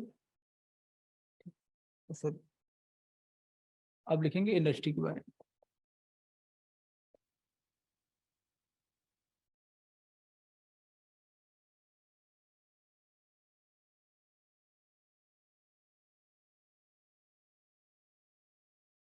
कर्वे कमेटी, ये आपका इस चैप्टर में नाम होगा, कर्वे कमेटी, कर्वे कमेटी का नाम बाकायदा डिकोड किया होगा, एनसीईआरटी में भी है इसी यूनिट में। कर्वे कमेटी ने ये बोला है कि मैक्सिमम पॉपुलेशन जो है वो अनस्किल्ड, अनस्किल्ड, आप देखिए इनका जो क्यों, उन्होंने क्या बोला आगे, वहां तक पहुंचने से पहले देखेंगे मैक्सिमम लेबर। ये बेटा कर्वे कमेटी का मुझे ईयर तो नहीं याद होगा एग्जैक्टली, है ना, शायद होगा भी नहीं इसमें, देखिए किसी बुक में आप देखें इंडस्ट्री वाला है, इसमें होगा, ईयर मुझे कंफर्म नहीं, देख लीजिएगा बाद में। देखिए इन्होंने क्या बोला कि मैक्सिमम लेबर या पॉपुलेशन ये है आपकी अनस्किल्ड। अनस्किल्ड इन सभी को जॉब देना नहीं बेटा, स्किल नहीं कर पाए, जॉब देना है तुरंत। कैसे दिया जाएगा? काम नहीं चाहिए। तो सर्विस सेक्टर तो अपना इतना पुअर भी है, उस समय ये काम भी नहीं कर पाएंगे अनस्किल्ड लोग। गांव में मैक्सिमम पॉपुलेशन रहती उस समय, ठीक है। तो क्या करोगे? कहाँ रहते लोग? विलेज में रहते हैं। तो विलेज इंडस्ट्री को डेवलप कर दीजिए, ठीक है। तो उनको जॉब कौन देगा? ग्राम उद्योग या विलेज इंडस्ट्री। एम्प्लॉयमेंट क्रिएशन कहाँ होगा? लिख लीजिएगा। इन्होंने किसको सपोर्ट किया था? कर्वे कमेटी ने जॉब्स के लिए क्या बोला था? किसका डेवलपमेंट किया जाए? विलेज इंडस्ट्री या ग्रामोद्योग। ऐसा क्यों बोला गया? क्योंकि मैक्सिमम पॉपुलेशन क्या है? अनस्किल्ड, वो काम मिलेगा।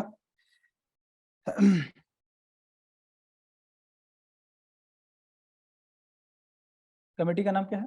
कर्वे। कर्वे बहुत बड़ा नाम है, हिस्ट्री पढ़े होंगे आप लोग तो देखेंगे आगे कर्वे का नाम कई बार मिलेगा, ठीक। अगली पॉलिसी देखेंगे ट्रेड पॉलिसी। ट्रेड पॉलिसी पर क्या फोकस था? ट्रेड पॉलिसी बस 2 पॉइंट्स देखेंगे। इंपोर्ट कम करना है एंड एक्सपोर्ट को बढ़ाना है, ठीक है। Main agenda of trade policy क्या है? इंपोर्ट को डिक्रीज करना है, एक्सपोर्ट को इंक्रीज करना है। इंपोर्ट जब कम होगा तो पैसा हमारा बचा रहेगा, एक्सपोर्ट मतलब सेल करने ज्यादा जाएंगे। तो main agenda of trade policy क्या रहा उस समय? इंपोर्ट को तेजी से कम करना है एंड एक्सपोर्ट को इंक्रीज करना है।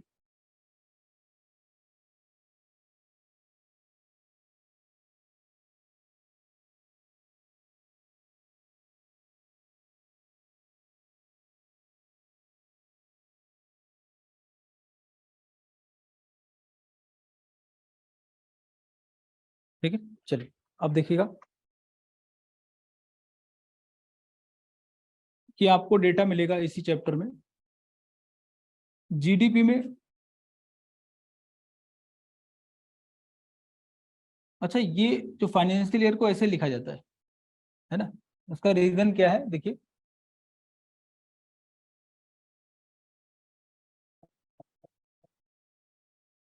कब स्टार्ट होगा आपका? 1 अप्रैल। जैसे एग्जाम्पल 23 को स्टार्ट हो गया 1 अप्रैल, नेक्स्ट ईयर कब तक चलेगा? 24, इसीलिए क्या लिख देंगे? 23, ठीक है, ऐसे लिखते हैं इसीलिए। इसमें देखिएगा जो आपकी जीडीपी है उसमें एग्रीकल्चर सबसे ज्यादा रोल किसका था? एग्रीकल्चर, एंड उसके बाद सर्विस सेक्टर, एंड ये service sector, then industry.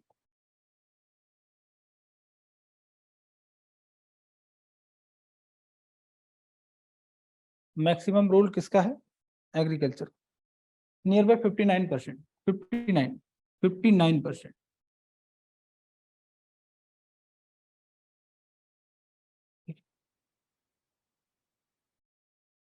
And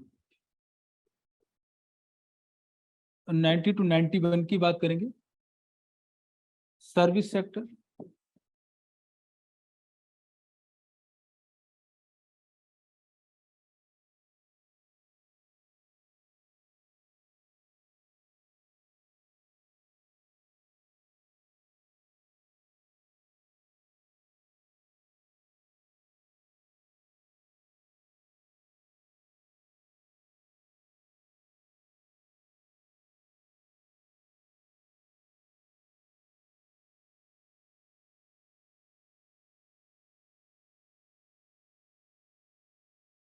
ठीक है, जीडीपी में शेयर के हिसाब से।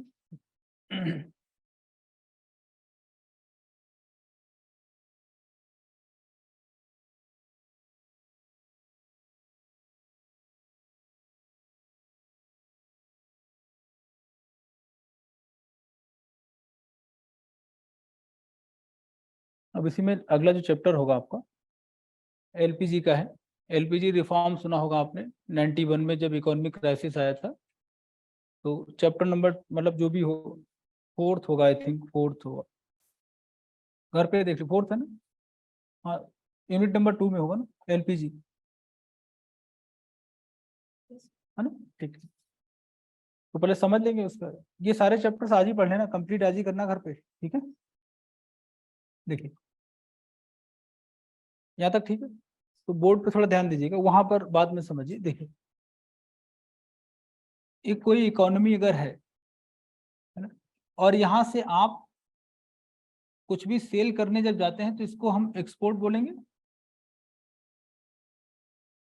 और आइटम, गुड्स या सर्विसेज अगर हम अपने कंट्री में लेके आते हैं तो ये क्या हो जाएगा? इंपोर्ट। क्लियर है? अब देखेंगे, अगर in case export and import की परमिशन नहीं है किसी कंट्री में, किसी इकोनॉमी में, तो इसको हम बोलेंगे क्लोज्ड इकोनॉमी। ठीक है, किसी भी कंट्री में अगर इंपोर्ट एंड एक्सपोर्ट की परमिशन नहीं है तो उसको क्या बोलेंगे? Closed economy. या एक कंडीशन और है, और लिमिटेड परमिशन। परमिशन कैसी, या तो नहीं है या फिर क्या है, लिमिटेड है, तो भी क्या हो जाएगा? Closed economy. एग्जांपल लिखेंगे, नॉर्थ कोरिया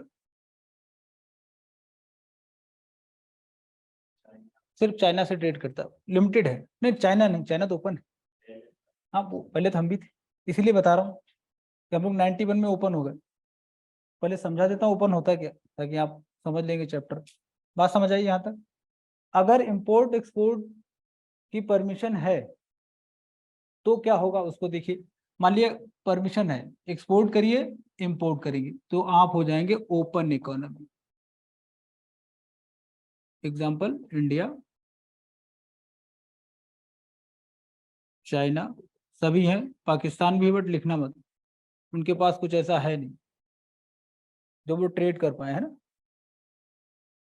अभी जो कर रहा है उसको मांगना बोलते हैं, बैगिंग बोलते हैं। हाँ, अभी तो हालात वही है, जबकि पाकिस्तान बहुत फर्टाइल लैंड है उनके पास।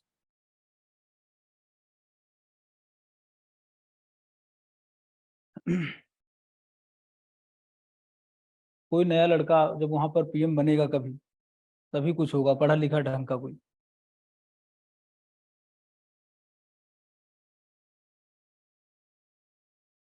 अब हम लोग आएंगे एलपीजी पर, ठीक है? ये बेसिक है। ओपन इकोनॉमी हम लोग 91 में हो जाएंगे, तो मतलब क्या है कि हमारा इंपोर्ट एक्सपोर्ट अब ओपन हो गया। ठीक है, ओपन इकोनॉमी हम बन जाएंगे प्रॉपर 91 में।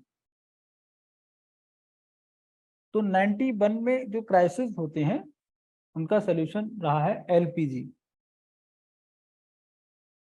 तो देखिए भाई, क्या है एलपीजी, है ना? आपने सुने होंगे बहुत सारे किस्से, स्टोरी सुनी होंगी कि 91 में क्राइसिस आया, उसके बाद एक हीरो टाइप बंदा आया, डॉक्टर मनमोहन सिंह, है ना? उन्होंने यहाँ से निकाला आपको। ये सब स्टोरी सुनी होगी आपने। तो चलिए उन्हीं को रिवाइज करेंगे, सारी स्टोरीज को।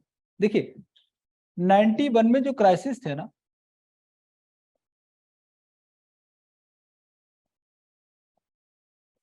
क्राइसिस का बैकग्राउंड क्या है, जो संकट था, इकोनॉमिक क्राइसिस, इसका बैकग्राउंड क्या है उसको जरा देखते हैं, क्यों ऐसा हुआ। भाई, बैकग्राउंड समझना बहुत जरूरी है ना? नंबर 1, पहला कारण, इन्फ्लेशन, महंगाई। Inflation rate at that time in India was 17.5%। ठीक है, रेट ऑफ इन्फ्लेशन कितना था? 17.5%। महंगाई की दर 17.5%। महंगाई समझते क्या होता है? क्या होती महंगाई? बढ़ जाती है। ठीक है, मान लिया 100 रुपीज का एक पेन खरीदा, और अभी कितने मिलेगा वही पेन आपको? 117.5 में, महंगा हो गया। ठीक है, सेकेंड पॉइंट लिखेंगे, गल्फ वॉर। गल्फ वॉर, खाड़ी देशों में लड़ाई हो रही थी उस समय।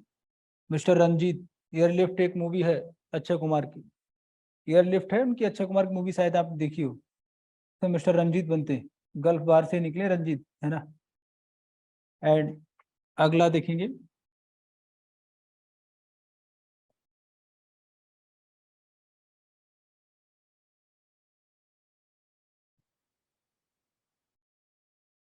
भारत में इकोनॉमिक मैनेजमेंट हमारा बहुत पुअर था। हर्षद मेहता जैसे लोगों ने एसबीआई को बहुत बड़ा नुकसान पहुंचाया था।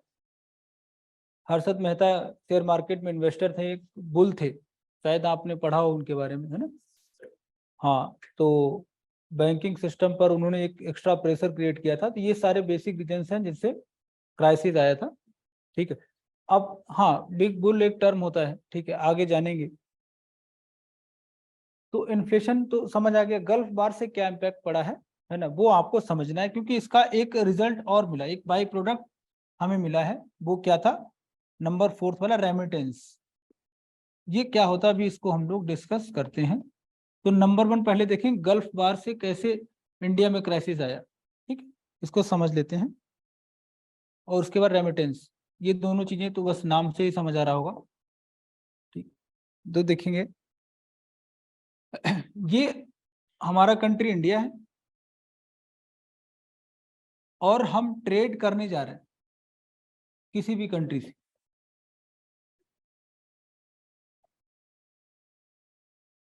रेस्ट ऑफ द वर्ल्ड से कहीं भी, मान ली गल्फ कंट्रीज। और पेट्रोलियम के लिए हमारी डिपेंडेंसी इन पर बहुत ज्यादा है। ठीक, लेकिन आप देखिए बहुत सारे लोग इंडिया से गल्फ कंट्री में आएंगे, सर्व करने आए, सेवाएं देने, जॉब करने के लिए आए, और बहुत सारा पैसा जो है अपने घर भेजते थे, डॉलर या जो भी, है ना, डॉलर लिख लेते हैं, समझने में इजी होगा। तो बहुत सारे लोग जब हमारे जाएंगे यहाँ पर सर्व करने, इन लोगों को जॉब के लिए, और जो पैसा भेजेंगे अपनी इनकम, जो अपने घर पर, जो आपकी मतलब जो अपनी कंट्री यहाँ पर भेजेंगे, तो ये अमाउंट कहलाता है रेमिटेंस। ठीक है, आज की डेट में पूरी दुनिया में मैक्सिमम रेमिटेंस कौन गेन करता है? Rank 1 India. सबसे ज्यादा जो रेमिटेंस आता है वो इंडिया में आता है। नंबर 2 पे सेकंड रैंक मैक्सिको। ठीक है, चाइना नहीं है। तो रैंक 1 कौन है? इंडिया। अब आप देखिए बहुत सारे लोग हैं हमारे यहाँ पर काम करने, वो मतलब गए हुए डॉलर अपना घर भेजेंगे, और हम लोग इनसे पेट्रोलियम परचेज कर रहे हैं, है ना। तो पेट्रोलियम लेके आएंगे और इनको हम डॉलर देंगे, डॉलर यहाँ जाएगा, पेट्रोलियम हमारे घर आएगा। ये प्रोसेस चल रहा है इस समय। लेकिन इसी समय क्या होता है कि गल्फ वार हो जाता है, ये कंट्रीज आपस में लड़ जाते हैं, आपस में ही ये लड़ जाते हैं, और ये हमारा मेन सोर्स है एनर्जी का। आप देखेंगे एक बैड इम्पैक्ट क्या पड़ेगा, जो हमारे लोग यहाँ पर काम करने गए हुए, गोलियां चल रही हैं, तो आप यहाँ रुकोगे? रंजीत भाई साहब इनको सबको घर पहुंचा देंगे। जब सारे के सारे घर आ जाएंगे, तो क्या रेमिटेंस आएगा? नहीं आएगा। क्लियर है? फॉरेन करेंसी आना क्या हो जाएगा? बंद हो जाएगा। और यहाँ पर गोलियां चल रही, इनसे हम लोग बोल रहे हैं कि भाई गोली बाद में चलाइएगा, फायर बाद में करना, पहले पेट्रोलियम दे दीजिए। तो क्या देंगे? हो सकता है आपकी तरफ सीधा कर दे तो, है ना, क्योंकि जान बचाना मुश्किल। तो ये लोग बोलेंगे ठीक है हम आपको देंगे, लेकिन जो मान लिया 1000 रुपीज का था, अभी हम आपको 1500 देंगे, और आपको लेना पड़ेगा। हमारे पास जो करेंसी आती थी वो तो अब नहीं आ रही, लेकिन उल्टा हमें पेमेंट अब ज्यादा करना पड़ रहा। तो तेजी से आपके पास जो फॉरेक्स था, है ना, या जो फॉरेन करेंसी थी, बहुत तेजी से आपकी निकल गई, खर्च हो गई। और कंडीशन ये हो गई, आपके एनसीईआरटी में लिखा हुआ है 15 डेज, लेकिन है 14 डेज। इंटरनेशनल ट्रेड करने के लिए सिर्फ कितने दिन कर सकते थे आप? 15 डेज। इतना ही पैसा बचा, बाकी सब खत्म हो।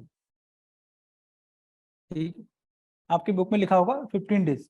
ठीक है, लेकिन है स्टैंडर्ड, अगर आप देखेंगे वो डेज, जब आप टेक्स्ट बुक पढ़ेंगे तो उसमें क्या लिखा रहता है? 14 डेज। बट ठीक है, एनसीईआरटी 15 है तो कोई दिक्कत। ठीक है, 2 सप्ताह का पैसा बचा, बाकी सारा खत्म।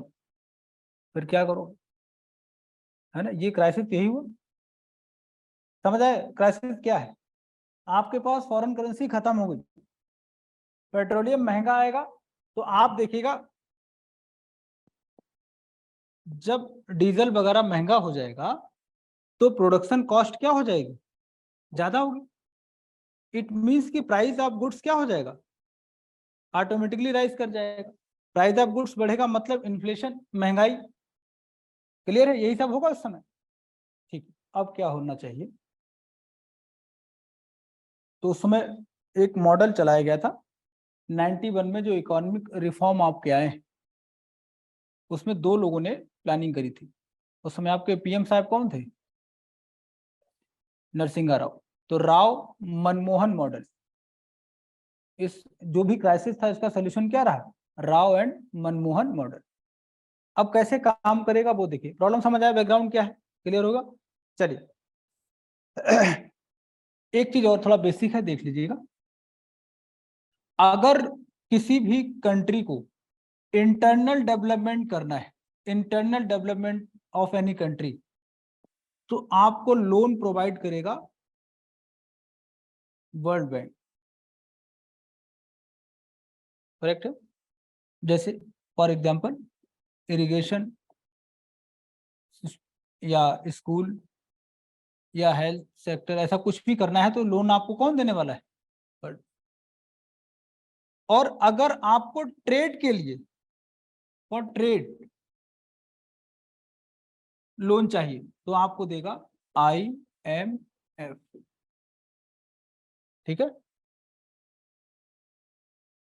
और अभी हमारे यहाँ क्या हो गया? ट्रेड के लिए पैसा खत्म हो गया, तो हमें लोन किसने दिया था? IMF।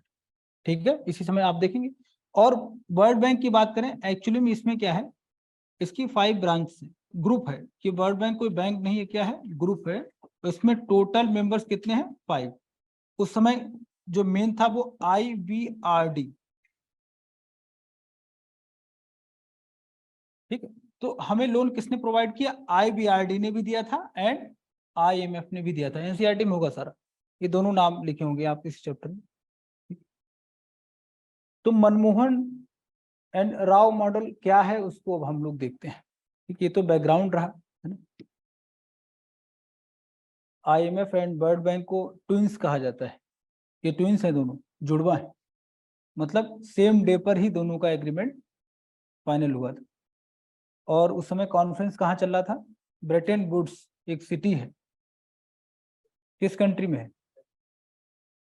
ब्रेटन वुड्स सिटी किस कंट्री में है? ब्रिटेन में या USA में? अमेरिका में है। नाम है ब्रेटन वुड्स, तो लगता है ना ब्रिटेन में ही होगा। ब्रेटन वुड्स ऐसे लिखते हैं, लगता है। ये सब क्वेश्चन UPPCS ने, अगर आप स्टेट PCS का पेपर देखते हो तो UPPCS ने इतना ही पूछ लिया, ब्रेटन वुड्स सिटी किस कंट्री में है? ऑप्शन A ब्रिटेन, तो आंसर क्या लगाना था? ब्रिटेन लगाना था। याद रखिएगा अमेरिका में है। ठीक है, दोनों चूंकि सेम डे पर ही इनका जो एग्रीमेंट बना पास होता है, तो इसलिए इनको ट्विंस कहा जाता है। अब जरा देखिएगा, ये सारी क्राइसिस हो गई और राव साहब को बोला गया किसी ने कि आप एक काम करिए, अगर आपको कंट्री को, मतलब अपनी कंट्री को यहाँ से निकालना है, तो एक यंग मैन है इस समय, उसमें यंग रहे होंगे, डायरेक्ट ऐसे नहीं थे, है ना, डॉक्टर मनमोहन सिंह, उनको बुलाइए कि उनकी आई थिंक उनके ऊपर एक बुक लिखी गई, उनकी बेटी ने उसी में है। तो फोन गया PMO से, उन्होंने बोला कि ऐसा है सरदार जी, आपकी जरूरत है देश को। और डायरेक्ट PM ने कॉल नहीं किया था, किसी ने किया होगा। तो वो तो बोलते बहुत पहले से नहीं, कभी उन्होंने फोन उठाया तो समझ गए, उठा लिया, फोन उठ गया, मतलब सामने डॉक्टर साहब हैं, बट बोले नहीं, फोन रख दिया। तो लोगों ने बोला ये तो बड़ा गड़बड़ है, उन्होंने मना ही कर दिया, कुछ बोले ही नहीं। उनकी बड़ी बेटी ने सारा कुछ लिखा है, इंटरव्यू उन्हीं का है, उनके 2 बेटियां हैं ना, बड़ी बेटी का इंटरव्यू। तो अगली बार वो, हाँ उसी दिन शायद वो डॉक्टर साहब अपनी बेटियों से डिस्कस कर रहे थे कि ऐसा ऐसा कॉल आया, मुझे क्या करना चाहिए। तो उनकी बड़ी बेटी ने कहा कि डैडी आपकी जरूरत है देश को, तो आपको जाना चाहिए। अगली बार कॉल आया और अब की PM साहब खुद थे लाइन पर, तो उन्होंने बोला डॉक्टर साहब ऐसा है कि आपकी जरूरत है। तो एक कंडीशन उन्होंने बोली कि हम काम करेंगे तो फ्रीडम हमें पूरी चाहिए।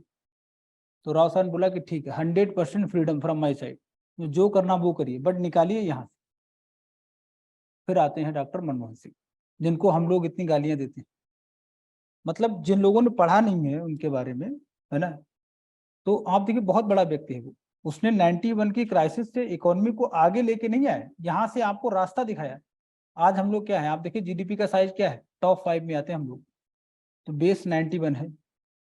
ठीक है, ऐसा नहीं कि हम दौड़ने लगे। तो आप देखिए क्या उन्होंने किया है क्राइसिस को दूर करने के लिए। इकोनॉमिक रिफॉर्म किया गया और इस रिफॉर्म का नाम क्या है? LPG। ठीक है, देखिए कैसे क्या बेनिफिट होगा एलपीजी से। नंबर 1, एलपीजी मॉडल है आपका, ठीक है, ये इस क्राइसिस से आपको बाहर कैसे लेके आएगा आप देखिएगा।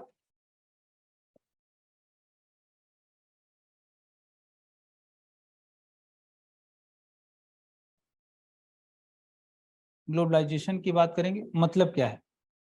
आपकी कंट्री में, देखिएगा, आपकी कंट्री में इन्वेस्टमेंट आएगा, उसको आप इनवाइट करेंगे, और investment in the form of, investment कहां से आएगा?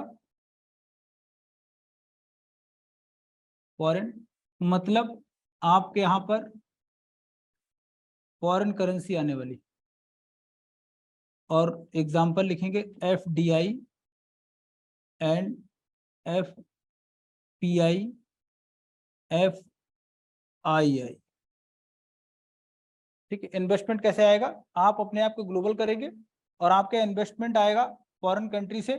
इट मींस कि आपके यहाँ क्या आने वाला है? फॉरेन करेंसी आएगी in the form of FDI FPI foreign direct investment, foreign portfolio investment, and FII foreign institutional investment.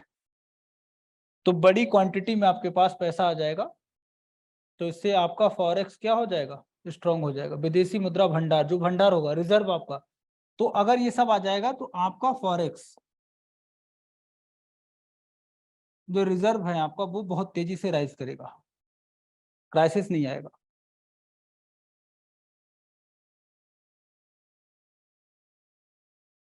Hello, hello, हाँ सर, मैं क्लास में, सर थोड़ी देर में करें। ठीक है, ठीक, ओके।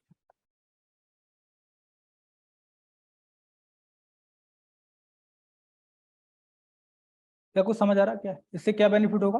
बहुत सारा पैसा आने वाला है, उसमें मैं आपको सिर्फ FDI के बारे में डिटेल में बता दूंगा क्या होता है। नाम सुना है FDI का? हाँ, ये तो है। क्या होता है इसका? अच्छा,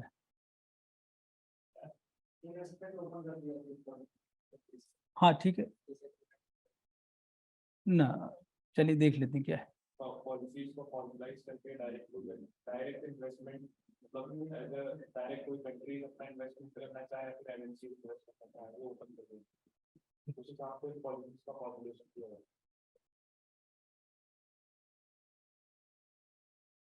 चलिए देख लेते हैं एक बार, है ना। अच्छा, बेनिफिट होगा कुछ नहीं, पैसा इतना देखिए, अगर बहुत सारा फॉरेन करेंसी आएगा तो आपका रिजर्व क्या हो जाएगा? रिच हो जाएगा। ठीक है, ये तो ठीक है ना। अब जरा देख लीजिए, FDI मैं आपको बता दे रहा हूँ, फॉरेन डायरेक्ट इन्वेस्टमेंट। इसके 2 टाइप होते हैं। Type 1 brown field FDI, and second point type number 2 green field FDI। कितने टाइप होते हैं? 2 type, brown field FDI and green field FDI।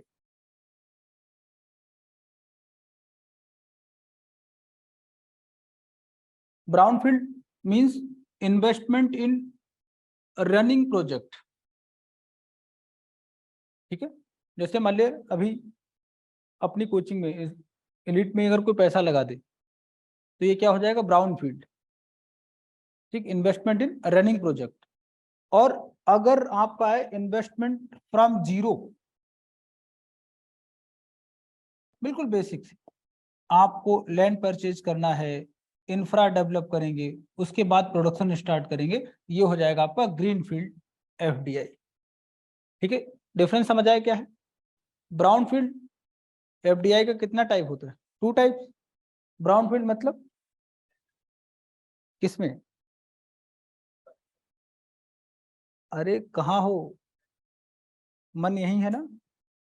कई बार शरीर होता है, मन नहीं, दोनों रखना जरूरी है ना। अभी बताया था बेटा, अगर रनिंग प्रोजेक्ट में जो प्रोजेक्ट पहले से रन कर रहा चल रहा, उसमें कोई फॉरेन से कुछ भी इन्वेस्टमेंट अगर आ जाएगा तो क्या हो जाएगा, ब्राउनफील्ड। और कोई नया इन्वेस्टमेंट हो, नई कंपनी यहाँ से स्टार्ट की जाए, वो क्या हो जाएगा, ग्रीनफील्ड। क्लियर है, समझ आया। इन्वेस्टमेंट इन रनिंग प्रोजेक्ट तो क्या हो जाएगा, ब्राउनफील्ड एफडीआई। एनसीईआरटी ही कंप्लीट कर लीजिए, पीटी पास हो जाओगे, टेक्स्ट बुक नहीं पढ़ोगे, है ना, दोनों बुक्स में कराऊंगा और आप देखिएगा उसके बाद, है ना। कुछ समझ आ रहा है क्या है, आगे देखेंगे। अब एफडीआई क्या है, देखिए ग्रीनफील्ड तो समझ आ गया, स्टार्टिंग फ्रॉम जीरो, मतलब 100% investment in foreign currency. But यहाँ पे थोड़ा सा अलग है, एक चीज याद रखेंगे, टोटल वैल्यू ऑफ कंपनी, जो कंपनी रहेगी इसका जो भी टोटल वैल्यू रहेगा, इसका मिनिमम 10% अगर आएगा, मिनिमम कितना होना चाहिए, 10% मिनिमम, तभी एफडीआई होंगे, अदरवाइज एफडीआई में उसको कंसीडर नहीं करेंगे। मिनिमम इन्वेस्टमेंट कितना होना चाहिए, 10% ऑफ टोटल वैल्यू। एफडीआई किसे बोलेंगे, जैसे फॉर एग्जांपल अगर मान लिया एबीसी लिमिटेड एक कंपनी है, इसकी टोटल वैल्यू 100 करोड़ रुपीस, तो अगर इसमें किसी ने 7 करोड़ इन्वेस्टमेंट किया है तो क्या एफडीआई होगा, नहीं होगा, because minimum investment should be 10% of total value.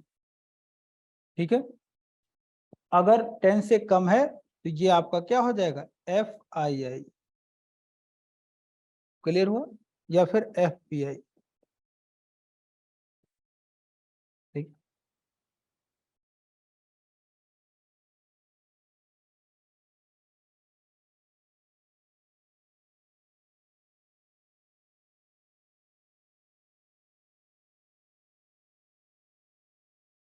India की ग्रोथ एंड डेवलपमेंट के लिए ग्रीन फील्ड एफडीआई ज्यादा बेनिफिशियल है। अब ग्रीन फील्ड क्या है, स्टार्टिंग फ्रॉम जीरो। आप बताइएगा एम्प्लॉयमेंट क्रिएशन मैक्सिमम कहाँ होगा, ग्रीन फील्ड में या ब्राउन फील्ड, ग्रीन। नया काम स्टार्ट होगा, नए लोगों को हायर किया जाएगा, करेक्ट। एंड ड्यूरेबल क्या रहेगा, ग्रीन फील्ड। मान लिया एक कंपनी उसने बिल्डिंग विल्डिंग बना ली, एक साल उसको लॉस हो गया, क्या भाग जाएंगे वो लोग, नहीं जाएंगे, वेट करना पड़ेगा। तो यहाँ पर क्या है, 10% दिया है, तो यहाँ निकल जाओगे जब भी जाना हो। ठीक है, तो आपके लिए कौन सा चाहिए, इंडिया के लिए कौन सा मतलब बेटर रहेगा, बट मैक्सिमम क्या आता है, ये थोड़ा सा सैड पॉइंट है ना। मोदी जी लगातार जाते रहते हैं, फर्स्ट पहली बार जब पीएम बने तो 1 साल तक तो इंडिया में रुके ही नहीं, लोगों ने उसमें भी जोक वगैरह बनाए थे, मोदी जी ना सपने में बेल्ट ढूंढ रहे थे, है ना, इस तरीके का कुछ। लेकिन वो क्यों गए थे, उस समय एक पॉलिसी आई थी, मेक इन इंडिया। आप हमारे यहाँ आइए, प्लांट अपना कहाँ लगाएं, हमारे यहाँ लगाइए, उससे हमारे लोगों को काम मिलेगा, एम्प्लॉयमेंट क्रिएशन इन इंडिया हो। बात समझ आ गई, मतलब प्रमोशन किसको मिला था अगर देखा जाए तो, ग्रीनफील्ड एफडीआई। ठीक है, हमारे यहाँ पॉवर्टी को भी कम कर सकते हैं किससे, ग्रीनफील्ड एफडीआई, करेक्ट है। अब दूसरा चीज देखेंगे, एलपीजी में ये तो जी हो गया, ठीक है। पी मतलब क्या हो जाएगा, यस, मतलब क्या है इसका वो जरा देखिएगा। तो जो आपका एनसीईआरटी में एक टर्म आएगा डिसइन्वेस्टमेंट, जब आप पढ़ेंगे यूनिट तो जरा देखेंगे, एक टर्म होता है इन्वेस्टमेंट, अंडरस्टैंड करेंगे दोनों टर्म्स को, इन्वेस्टमेंट एंड दूसरा डिसइन्वेस्टमेंट।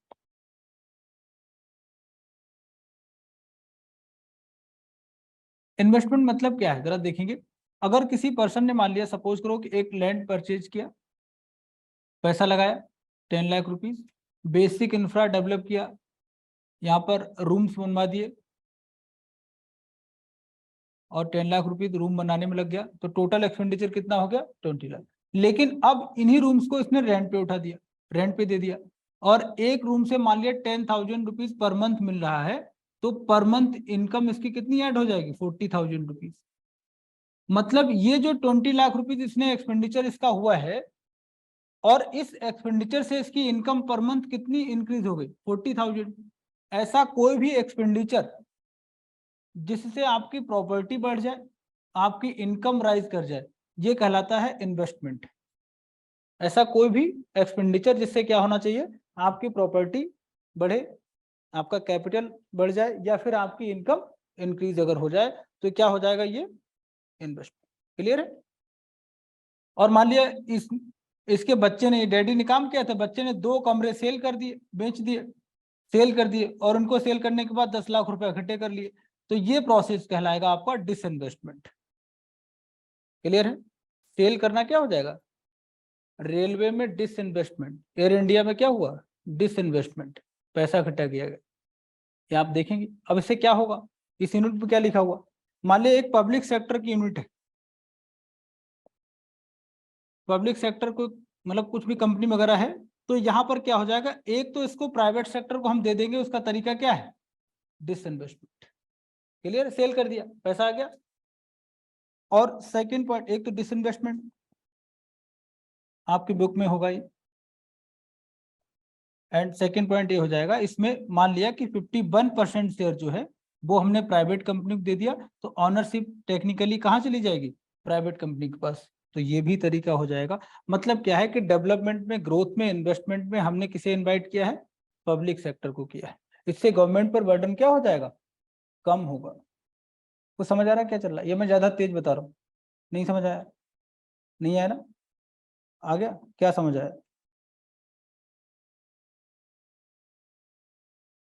मतलब इन्वेस्टमेंट क्या होता, समझ आया?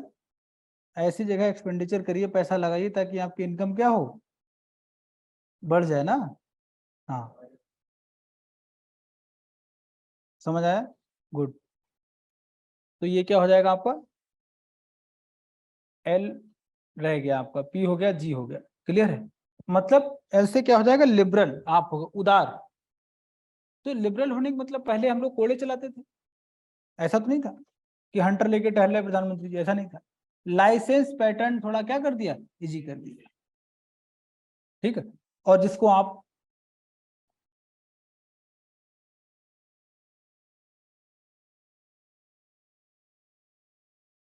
आज के टाइम पर क्या बोलते हैं, एज ऑफ डूइंग बिजनेस। हालांकि अब ये इंडेक्स बंद कर दिया वर्ल्ड बैंक ने, मतलब चीजों को क्या हो जाएगा, आसान करने के लिए आपने लाइसेंस थोड़ा सा लिबरल कर दिया। ठीक, इससे इन्वेस्टमेंट क्या होगा, अब हम मान लीजिए कि जैसे मुझे कोई कंपनी खोलनी है, कुछ भी काम करना, तो अभी जाना लाइसेंस के लिए अप्लाई करना, पता लगा आज बड़े बाबू नहीं है अंदर ही, लेकिन बोल रहे नहीं है, क्योंकि क्या चाहिए, ठीक है, लाइसेंस के बगैर हम चला नहीं पाएंगे, कोई काम नहीं कर पाएंगे। 1 महीने से मैं चक्कर काट रहा हूँ, हो सकता है तब तक मेरा माइंड क्या हो जाए, डाइवर्ट हो जाए। तो मैं इन्वेस्टमेंट करने वाला था ना, अगर मान लिया मैंने एक कोई शॉप वगैरह कुछ भी ओपन की, तो 2-4 बच्चों को काम भी देता, वो भी यहाँ से निकल गया। इसलिए लाइसेंस को क्या कर दिया, इजी कर दिया।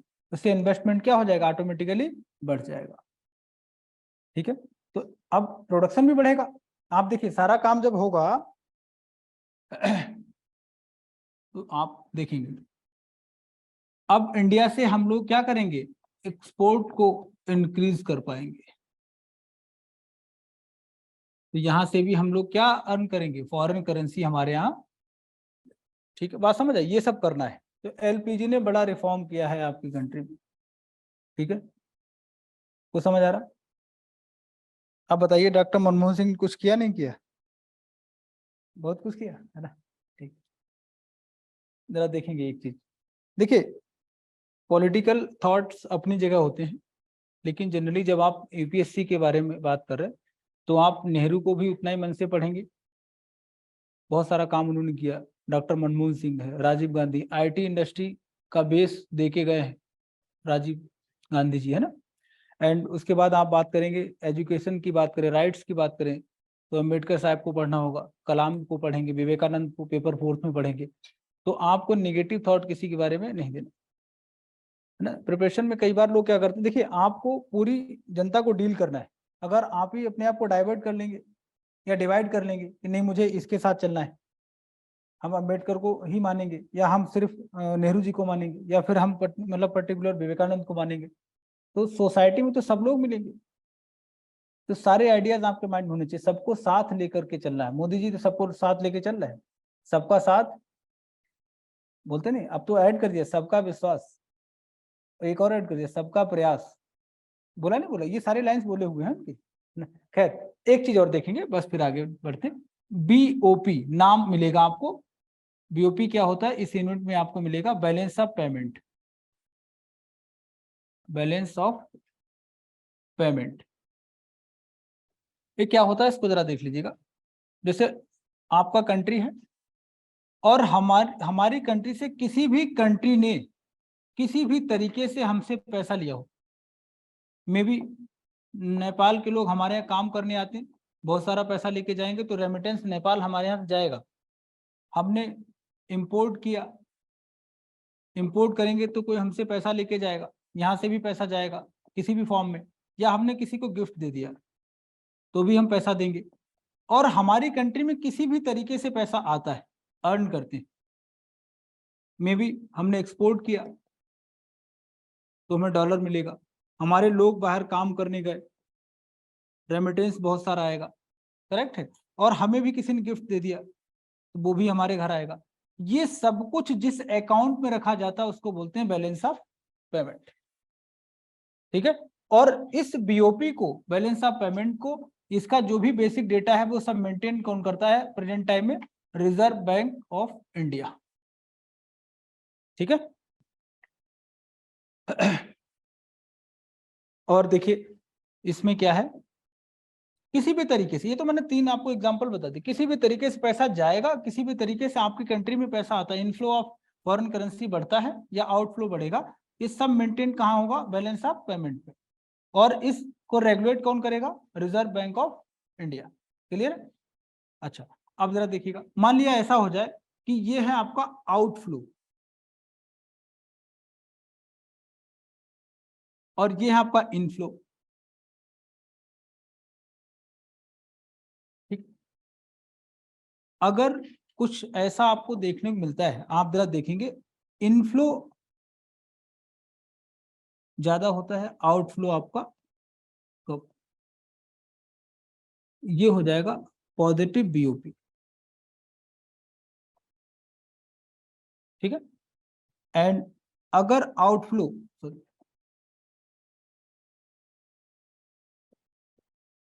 Outflow of foreign currency maximum है, इनफ्लो तो ये हो जाएगा निगेटिव, ठीक है। और जब भी किसी कंट्री का बीओपी निगेटिव होता है तो आपको लोन कौन प्रोवाइड करने वाला है, आईएमएफ, ठीक है।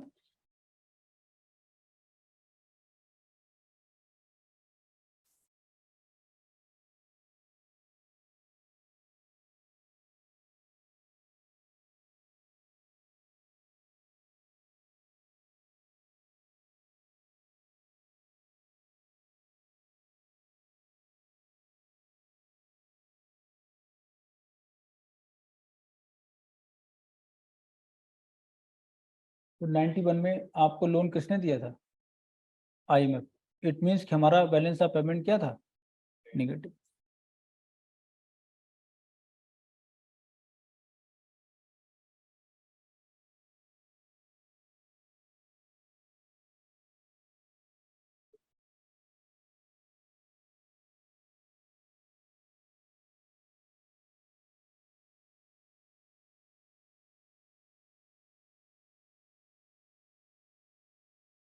तो इसका नेगेटिव पॉइंट है वो यह है कि एग्रीकल्चर, इसको कवर नहीं किया हमने, basically agriculture was not covered in economic reform, agriculture को इसमें कवर नहीं किया, ये नेगेटिव पॉइंट इसका, ठीक है। एग्रीकल्चर में कोई चेंज आपको नहीं मिलेगा, कोई ऐसी कोई पॉलिसी यहाँ पर नहीं मिला, ठीक है, ये नेगेटिव पॉइंट है इसका।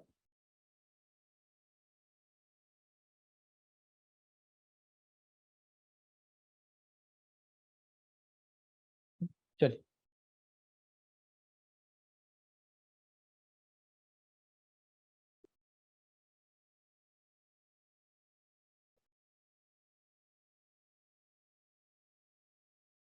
चैप्टर होगा आई थिंक, नाम है उसका पॉवर्टी,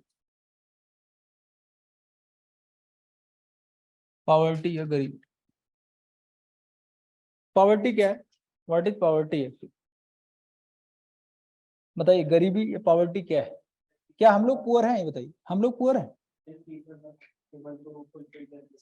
बी सीक्रेट्स, ओके।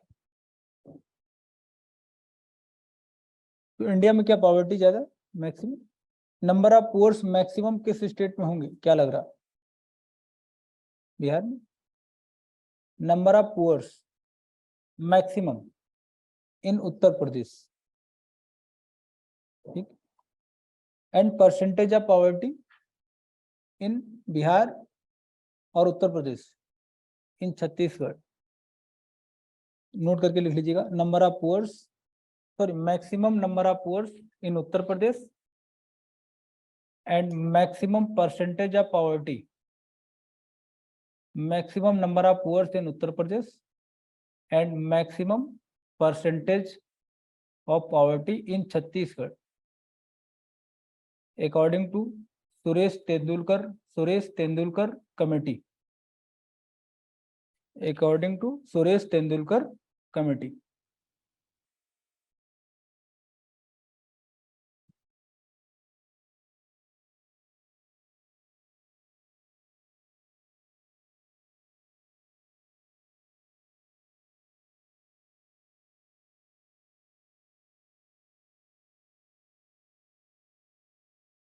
पर कैपिटा इनकम मिनिमम कहाँ पे है, किस स्टेट में है? Minimum per capita income in which state? Bihar. Minimum per capita income Bihar 50,000, 50,000 ज्यादा, हाँ डेंसिटी ज्यादा, करेक्ट बात। तो पर कैपिटा इनकम मिनिमम कहाँ पर, in Bihar, and highest per capita income ना, गोवा एंड सिक्किम, गोवा एंड सिक्किम। अगर आप एवरेज लगाएंगे ना तो करीब करीब 5.5 लाख पर capita income in Goa and Sikkim, near by, दोनों लगभग बराबर। एंड मिनिमम कहाँ पर है? बिहार। कितनी? 50,000। डिफरेंस देखिए, 5.5 लाख एंड 50,000, है ना। तो लाइफ स्टाइल देखेंगे, ह्यूमन कैपिटल देखेंगे, बेसिक इंफ्रास्ट्रक्चर, सब कुछ में अंतर होगा। आप गोवा जाएंगे आपको लगेगा नहीं इंडिया का पार्ट, उनका कल्चर, उनका मतलब फूड हैबिट, उनका जो भी रहने का स्टाइल है ना, वो सब चेंज। बिहार जाएंगे तो आपको लगेगा हाँ अब ठीक है, हम लोग इंडिया में हैं। सिक्किम जाएंगे फिर से आपको लगेगा नहीं कहाँ आ गए, है ना। केरल का तो अलग थोड़ा सा पैटर्न है ना, बट वहाँ पर ठीक है सब कुछ, है ना। खैर पॉवर्टी की बात करेंगे। महाराष्ट्र ठीक है, महाराष्ट्र में एक्चुअली क्या है, महाराष्ट्र में देखा जाए तो यूपी बिहार तो है, जो बड़े लोग हैं वो हैं कहाँ? आप अंबानी को छोड़ दीजिए, बिहार के लोग बहुत सारे हैं, है ना। अगर आप बॉलीवुड की बात करेंगे, अमिताभ बच्चन अपने यूपी के हैं, प्रयागराज के, है ना। और बहुत सारे लोग बिहार के हैं, बहुत सारे लोग यूपी के हैं। दो लोग नंबर 1 पे हैं, अमिताभ एंड शाहरुख खान, पैसा ज्यादा है। शाहरुख भाई दिल्ली के हैं और अमिताभ जी यूपी के। खैर ये अलग बात है ना। बिहार में गरीबी है, पॉवर्टी है, नो डाउट। लेकिन कभी आप पटना जाइए, आपको समझ आएगा, क्योंकि मैं पॉवर्टी का दोनों टाइप बताऊंगा, फिर आपको रिलेट करके बताऊंगा। जब आप जाएंगे ना पटना में, तो रेलवे स्टेशन के बाहर आप आएंगे, आपको एक से एक बड़ी गाड़ी खड़ी मिलेगी। वेरी फर्स्ट टाइम जब मैं वहाँ बिहार गया, पटना में फ्रेंड की शादी में, तो उससे पहले मेरी इमेज थी कि बिहार में पॉवर्टी बहुत ज्यादा, गरीबी बहुत, इमेज ये लेके मैं गया हूँ। लेकिन जैसे रेलवे स्टेशन के बाहर गया तो दो गाड़ियां थी, टाटा सफारी एंड स्कॉर्पियो, और जितनी गाड़ियां लगी थी करीब करीब 25 के आसपास होंगी, उसमें 22 यही थी करीब करीब। फिर मुझे लगा कि कुछ तो गलत है, और चढ़ाने के लिए सही दोस्तों ने फिर खाना खिलाया। वहां पर एक रेस्टोरेंट था जो रिवॉल्विंग था, खाना लंच करते करते पूरे पटना के दर्शन, टॉप पे एकदम हाई कोर्ट के पीछे एक जगह है, इतना याद रह गया। तो आप देखिए, मैं सोच रहा था, खाना तो खा ही रहा था, लेकिन मैं सोच रहा था क्या ये बिहार, इसका मतलब क्या है कि जो रिसोर्स है वो कुछ लोगों के पास, लिमिटेड लोगों के पास। अभी समझ आएगा। खैर, जब हम पॉवर्टी की बात करते हैं तो बेसिकली एक ही बात है, जब आदमी अपनी इनकम से अपनी बेसिक नीड को फुलफिल नहीं कर पाता है, ये क्या है, पॉवर्टी है। इसके टाइप्स के थ्रू ही हम लोग आगे बढ़ेंगे इस यूनिट में। इसका टाइप 1 देखेंगे। टाइप 1,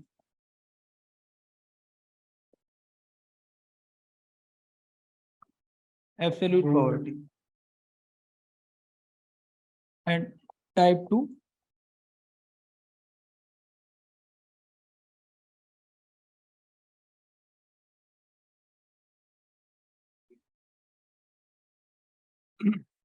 टू टाइप्स होते हैं पॉवर्टी की, absolute poverty and relative poverty.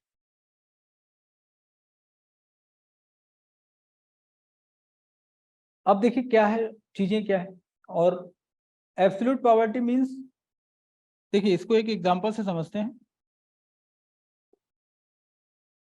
बात मत करिए प्लीज। देखिए एक कोई पर्सन है और 23 में, टाइम लिखना बहुत जरूरी, 23 में ये मान लिया कि 5 रुपीज पर डे इसकी इनकम है। इसकी इनकम कितनी है, 5 रुपीज पर डे। ये क्या पुअर है बंदा या रिच? विदाउट एनी डिस्कशन ये क्या है, पुअर, गरीब। डिस्कशन की जरूरत नहीं, टाइम जरूर लिखिएगा। टाइम नहीं लिखेंगे, मान लिया ये 1960 की बात होती तो ये रिच हो जाता है। 5 रुपए बहुत है उस समय, है ना। तो इसलिए टाइम लिखना जरूरी। ये क्या, हर हालत में, इन एवरी कंडीशन, ये बंदा क्या है, पुअर। जब कोई भी बंदा होता है कि अपनी इनकम से इतनी कम उसकी इनकम है कि ये बेसिक नीड को फुलफिल नहीं कर पा रहा, तो ये पॉवर्टी किस टाइप की हो जाएगी, एब्सोल्यूट पॉवर्टी। सेकंड टाइप देखिएगा। अब एक पर्सन कोई भी है जिसकी इनकम है, मान लिया आज के टाइम 23 का एग्जांपल लेंगे, और 1000 रुपीज पर डे इसकी इनकम है। इनकम साइज क्या है, 1000 रुपीज पर डे। आप बताइए क्या ये पुअर है? 1000 रुपीज पर डे इसकी इनकम है। पुअर का नहीं पता, पुअर तो नहीं होगा ना, अमीर भी नहीं होगा, सब कुछ ठीक चल रहा है। हाँ, तो ये काफी स्माइल के साथ टहल रहा होगा। तब तक इसे खबर मिली कि इसके दोस्त की इनकम 2000 पर डे हो गई। अभी अपने आप को गरीब महसूस करेगा कि ये पुअर हो गया, तो इसका दोस्त स्माइल करेगा। इसको पता चलेगा इसके चाचा जी का बेटा है, उसकी इनकम 5000 पर डे हो गई, तो अब ये टेंशन में आ जाएगा। तो यहाँ पर ये जो पॉवर्टी है, ये दोनों जो बेचारे बड़े स्वीट से लोग बैठे हुए हैं, ये एक्चुअली में किस पॉवर्टी में आ गए, रिलेटिव पॉवर्टी। इनकी बेसिक नीड तो फुलफिल हो पा रही, लेकिन इसलिए ये पुअर फील कर रहा है क्योंकि इनका दोस्त या कोई और क्या अमीर हो गया। आप देखिए ये स्टोरी के पीछे कहानी ये है कि इंडिया में किस टाइप की पॉवर्टी होगी मैक्सिमम, रिलेटिव या एब्सोल्यूट? बेटा मैक्सिमम पॉवर्टी क्या है, एब्सोल्यूट पॉवर्टी। क्लियर है ना। हम लोग गरीब हैं, हर हालत में गरीब हैं, विदाउट एनी कंडीशन। ठीक है। रिलेटिव पॉवर्टी मिलेगी इंडिया में इन आईटी सेक्टर। कहाँ मिलेगी, इन आईटी सेक्टर। लेकिन अदरवाइज आपको मैक्सिमम पॉवर्टी होगी, वो किस टाइप की रहेगी, एब्सोल्यूट पॉवर्टी। इसीलिए आप देखेंगे गवर्नमेंट पॉलिसी मेकिंग जब भी होगा तो सेंटर में किसे रखा जाएगा, एब्सोल्यूट पॉवर्टी। ठीक है। जैसे फॉर एग्जांपल मनरेगा, ठीक, आपके यहाँ मैक्सिमम पॉवर्टी का परसेंटेज कौन सा है, एब्सोल्यूट पॉवर्टी। इट मींस कि पॉलिसी मेकिंग के सेंटर में क्या रहेगा, एब्सोल्यूट पॉवर्टी। क्लियर है। और सिर्फ इंडिया की बात नहीं, जितना भी डेवलपिंग कंट्रीज हैं, हर जगह मैक्सिमम क्या मिलेगा आपको, absolute poverty. And relative poverty की बात करेंगे, developed Nations like USA, Germany, example लिख लीजिएगा एक दो। ठीक है।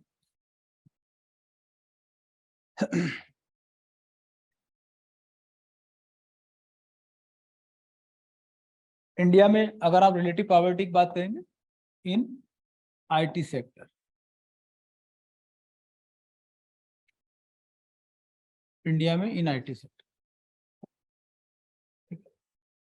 अभी अब हम लोग 91 से ये पहले से पॉवर्टी का स्ट्रक्चर एक बार देखेंगे इंडिया का, ठीक है। तो क्या यही पॉवर्टी का स्ट्रक्चर है अपने यहाँ? रिलेटिव पॉवर्टी है लेकिन लिमिटेड एरियाज में, आईटी सेक्टर में, डॉक्टर्स के बीच, इंजीनियर्स के बीच, है ना, ये सब रहेंगे।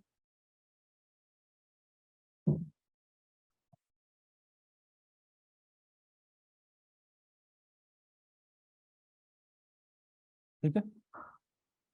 और ये एक्चुअली में एक टर्म है ना, शुद्ध गरीब, ये वो है, ना कभी अमीर थे, ना संभावनाएं भी, ना पॉसिबिलिटी भी दूर दूर तक है नहीं, ठीक है। तो इन्हीं का वेलफेयर करना है। वेलफेयर किसका होना है? इन्हीं लोगों का। मनरेगा, राइट टू एजुकेशन, आयुष्मान जो हेल्थ कार्ड मिलेगा, वो सब इन्हीं के लिए है, ठीक है। तो अब हम लोग पॉवर्टी स्टार्ट करेंगे, तो आगे से हम लोग कल स्टार्ट कर लेंगे, इतना पढ़ने के लिए काफी हो जाएगा, ठीक है। ठीक है, हाँ बताइए, पूछना कुछ? कल मिलते हैं, आगे स्टार्ट करेंगे।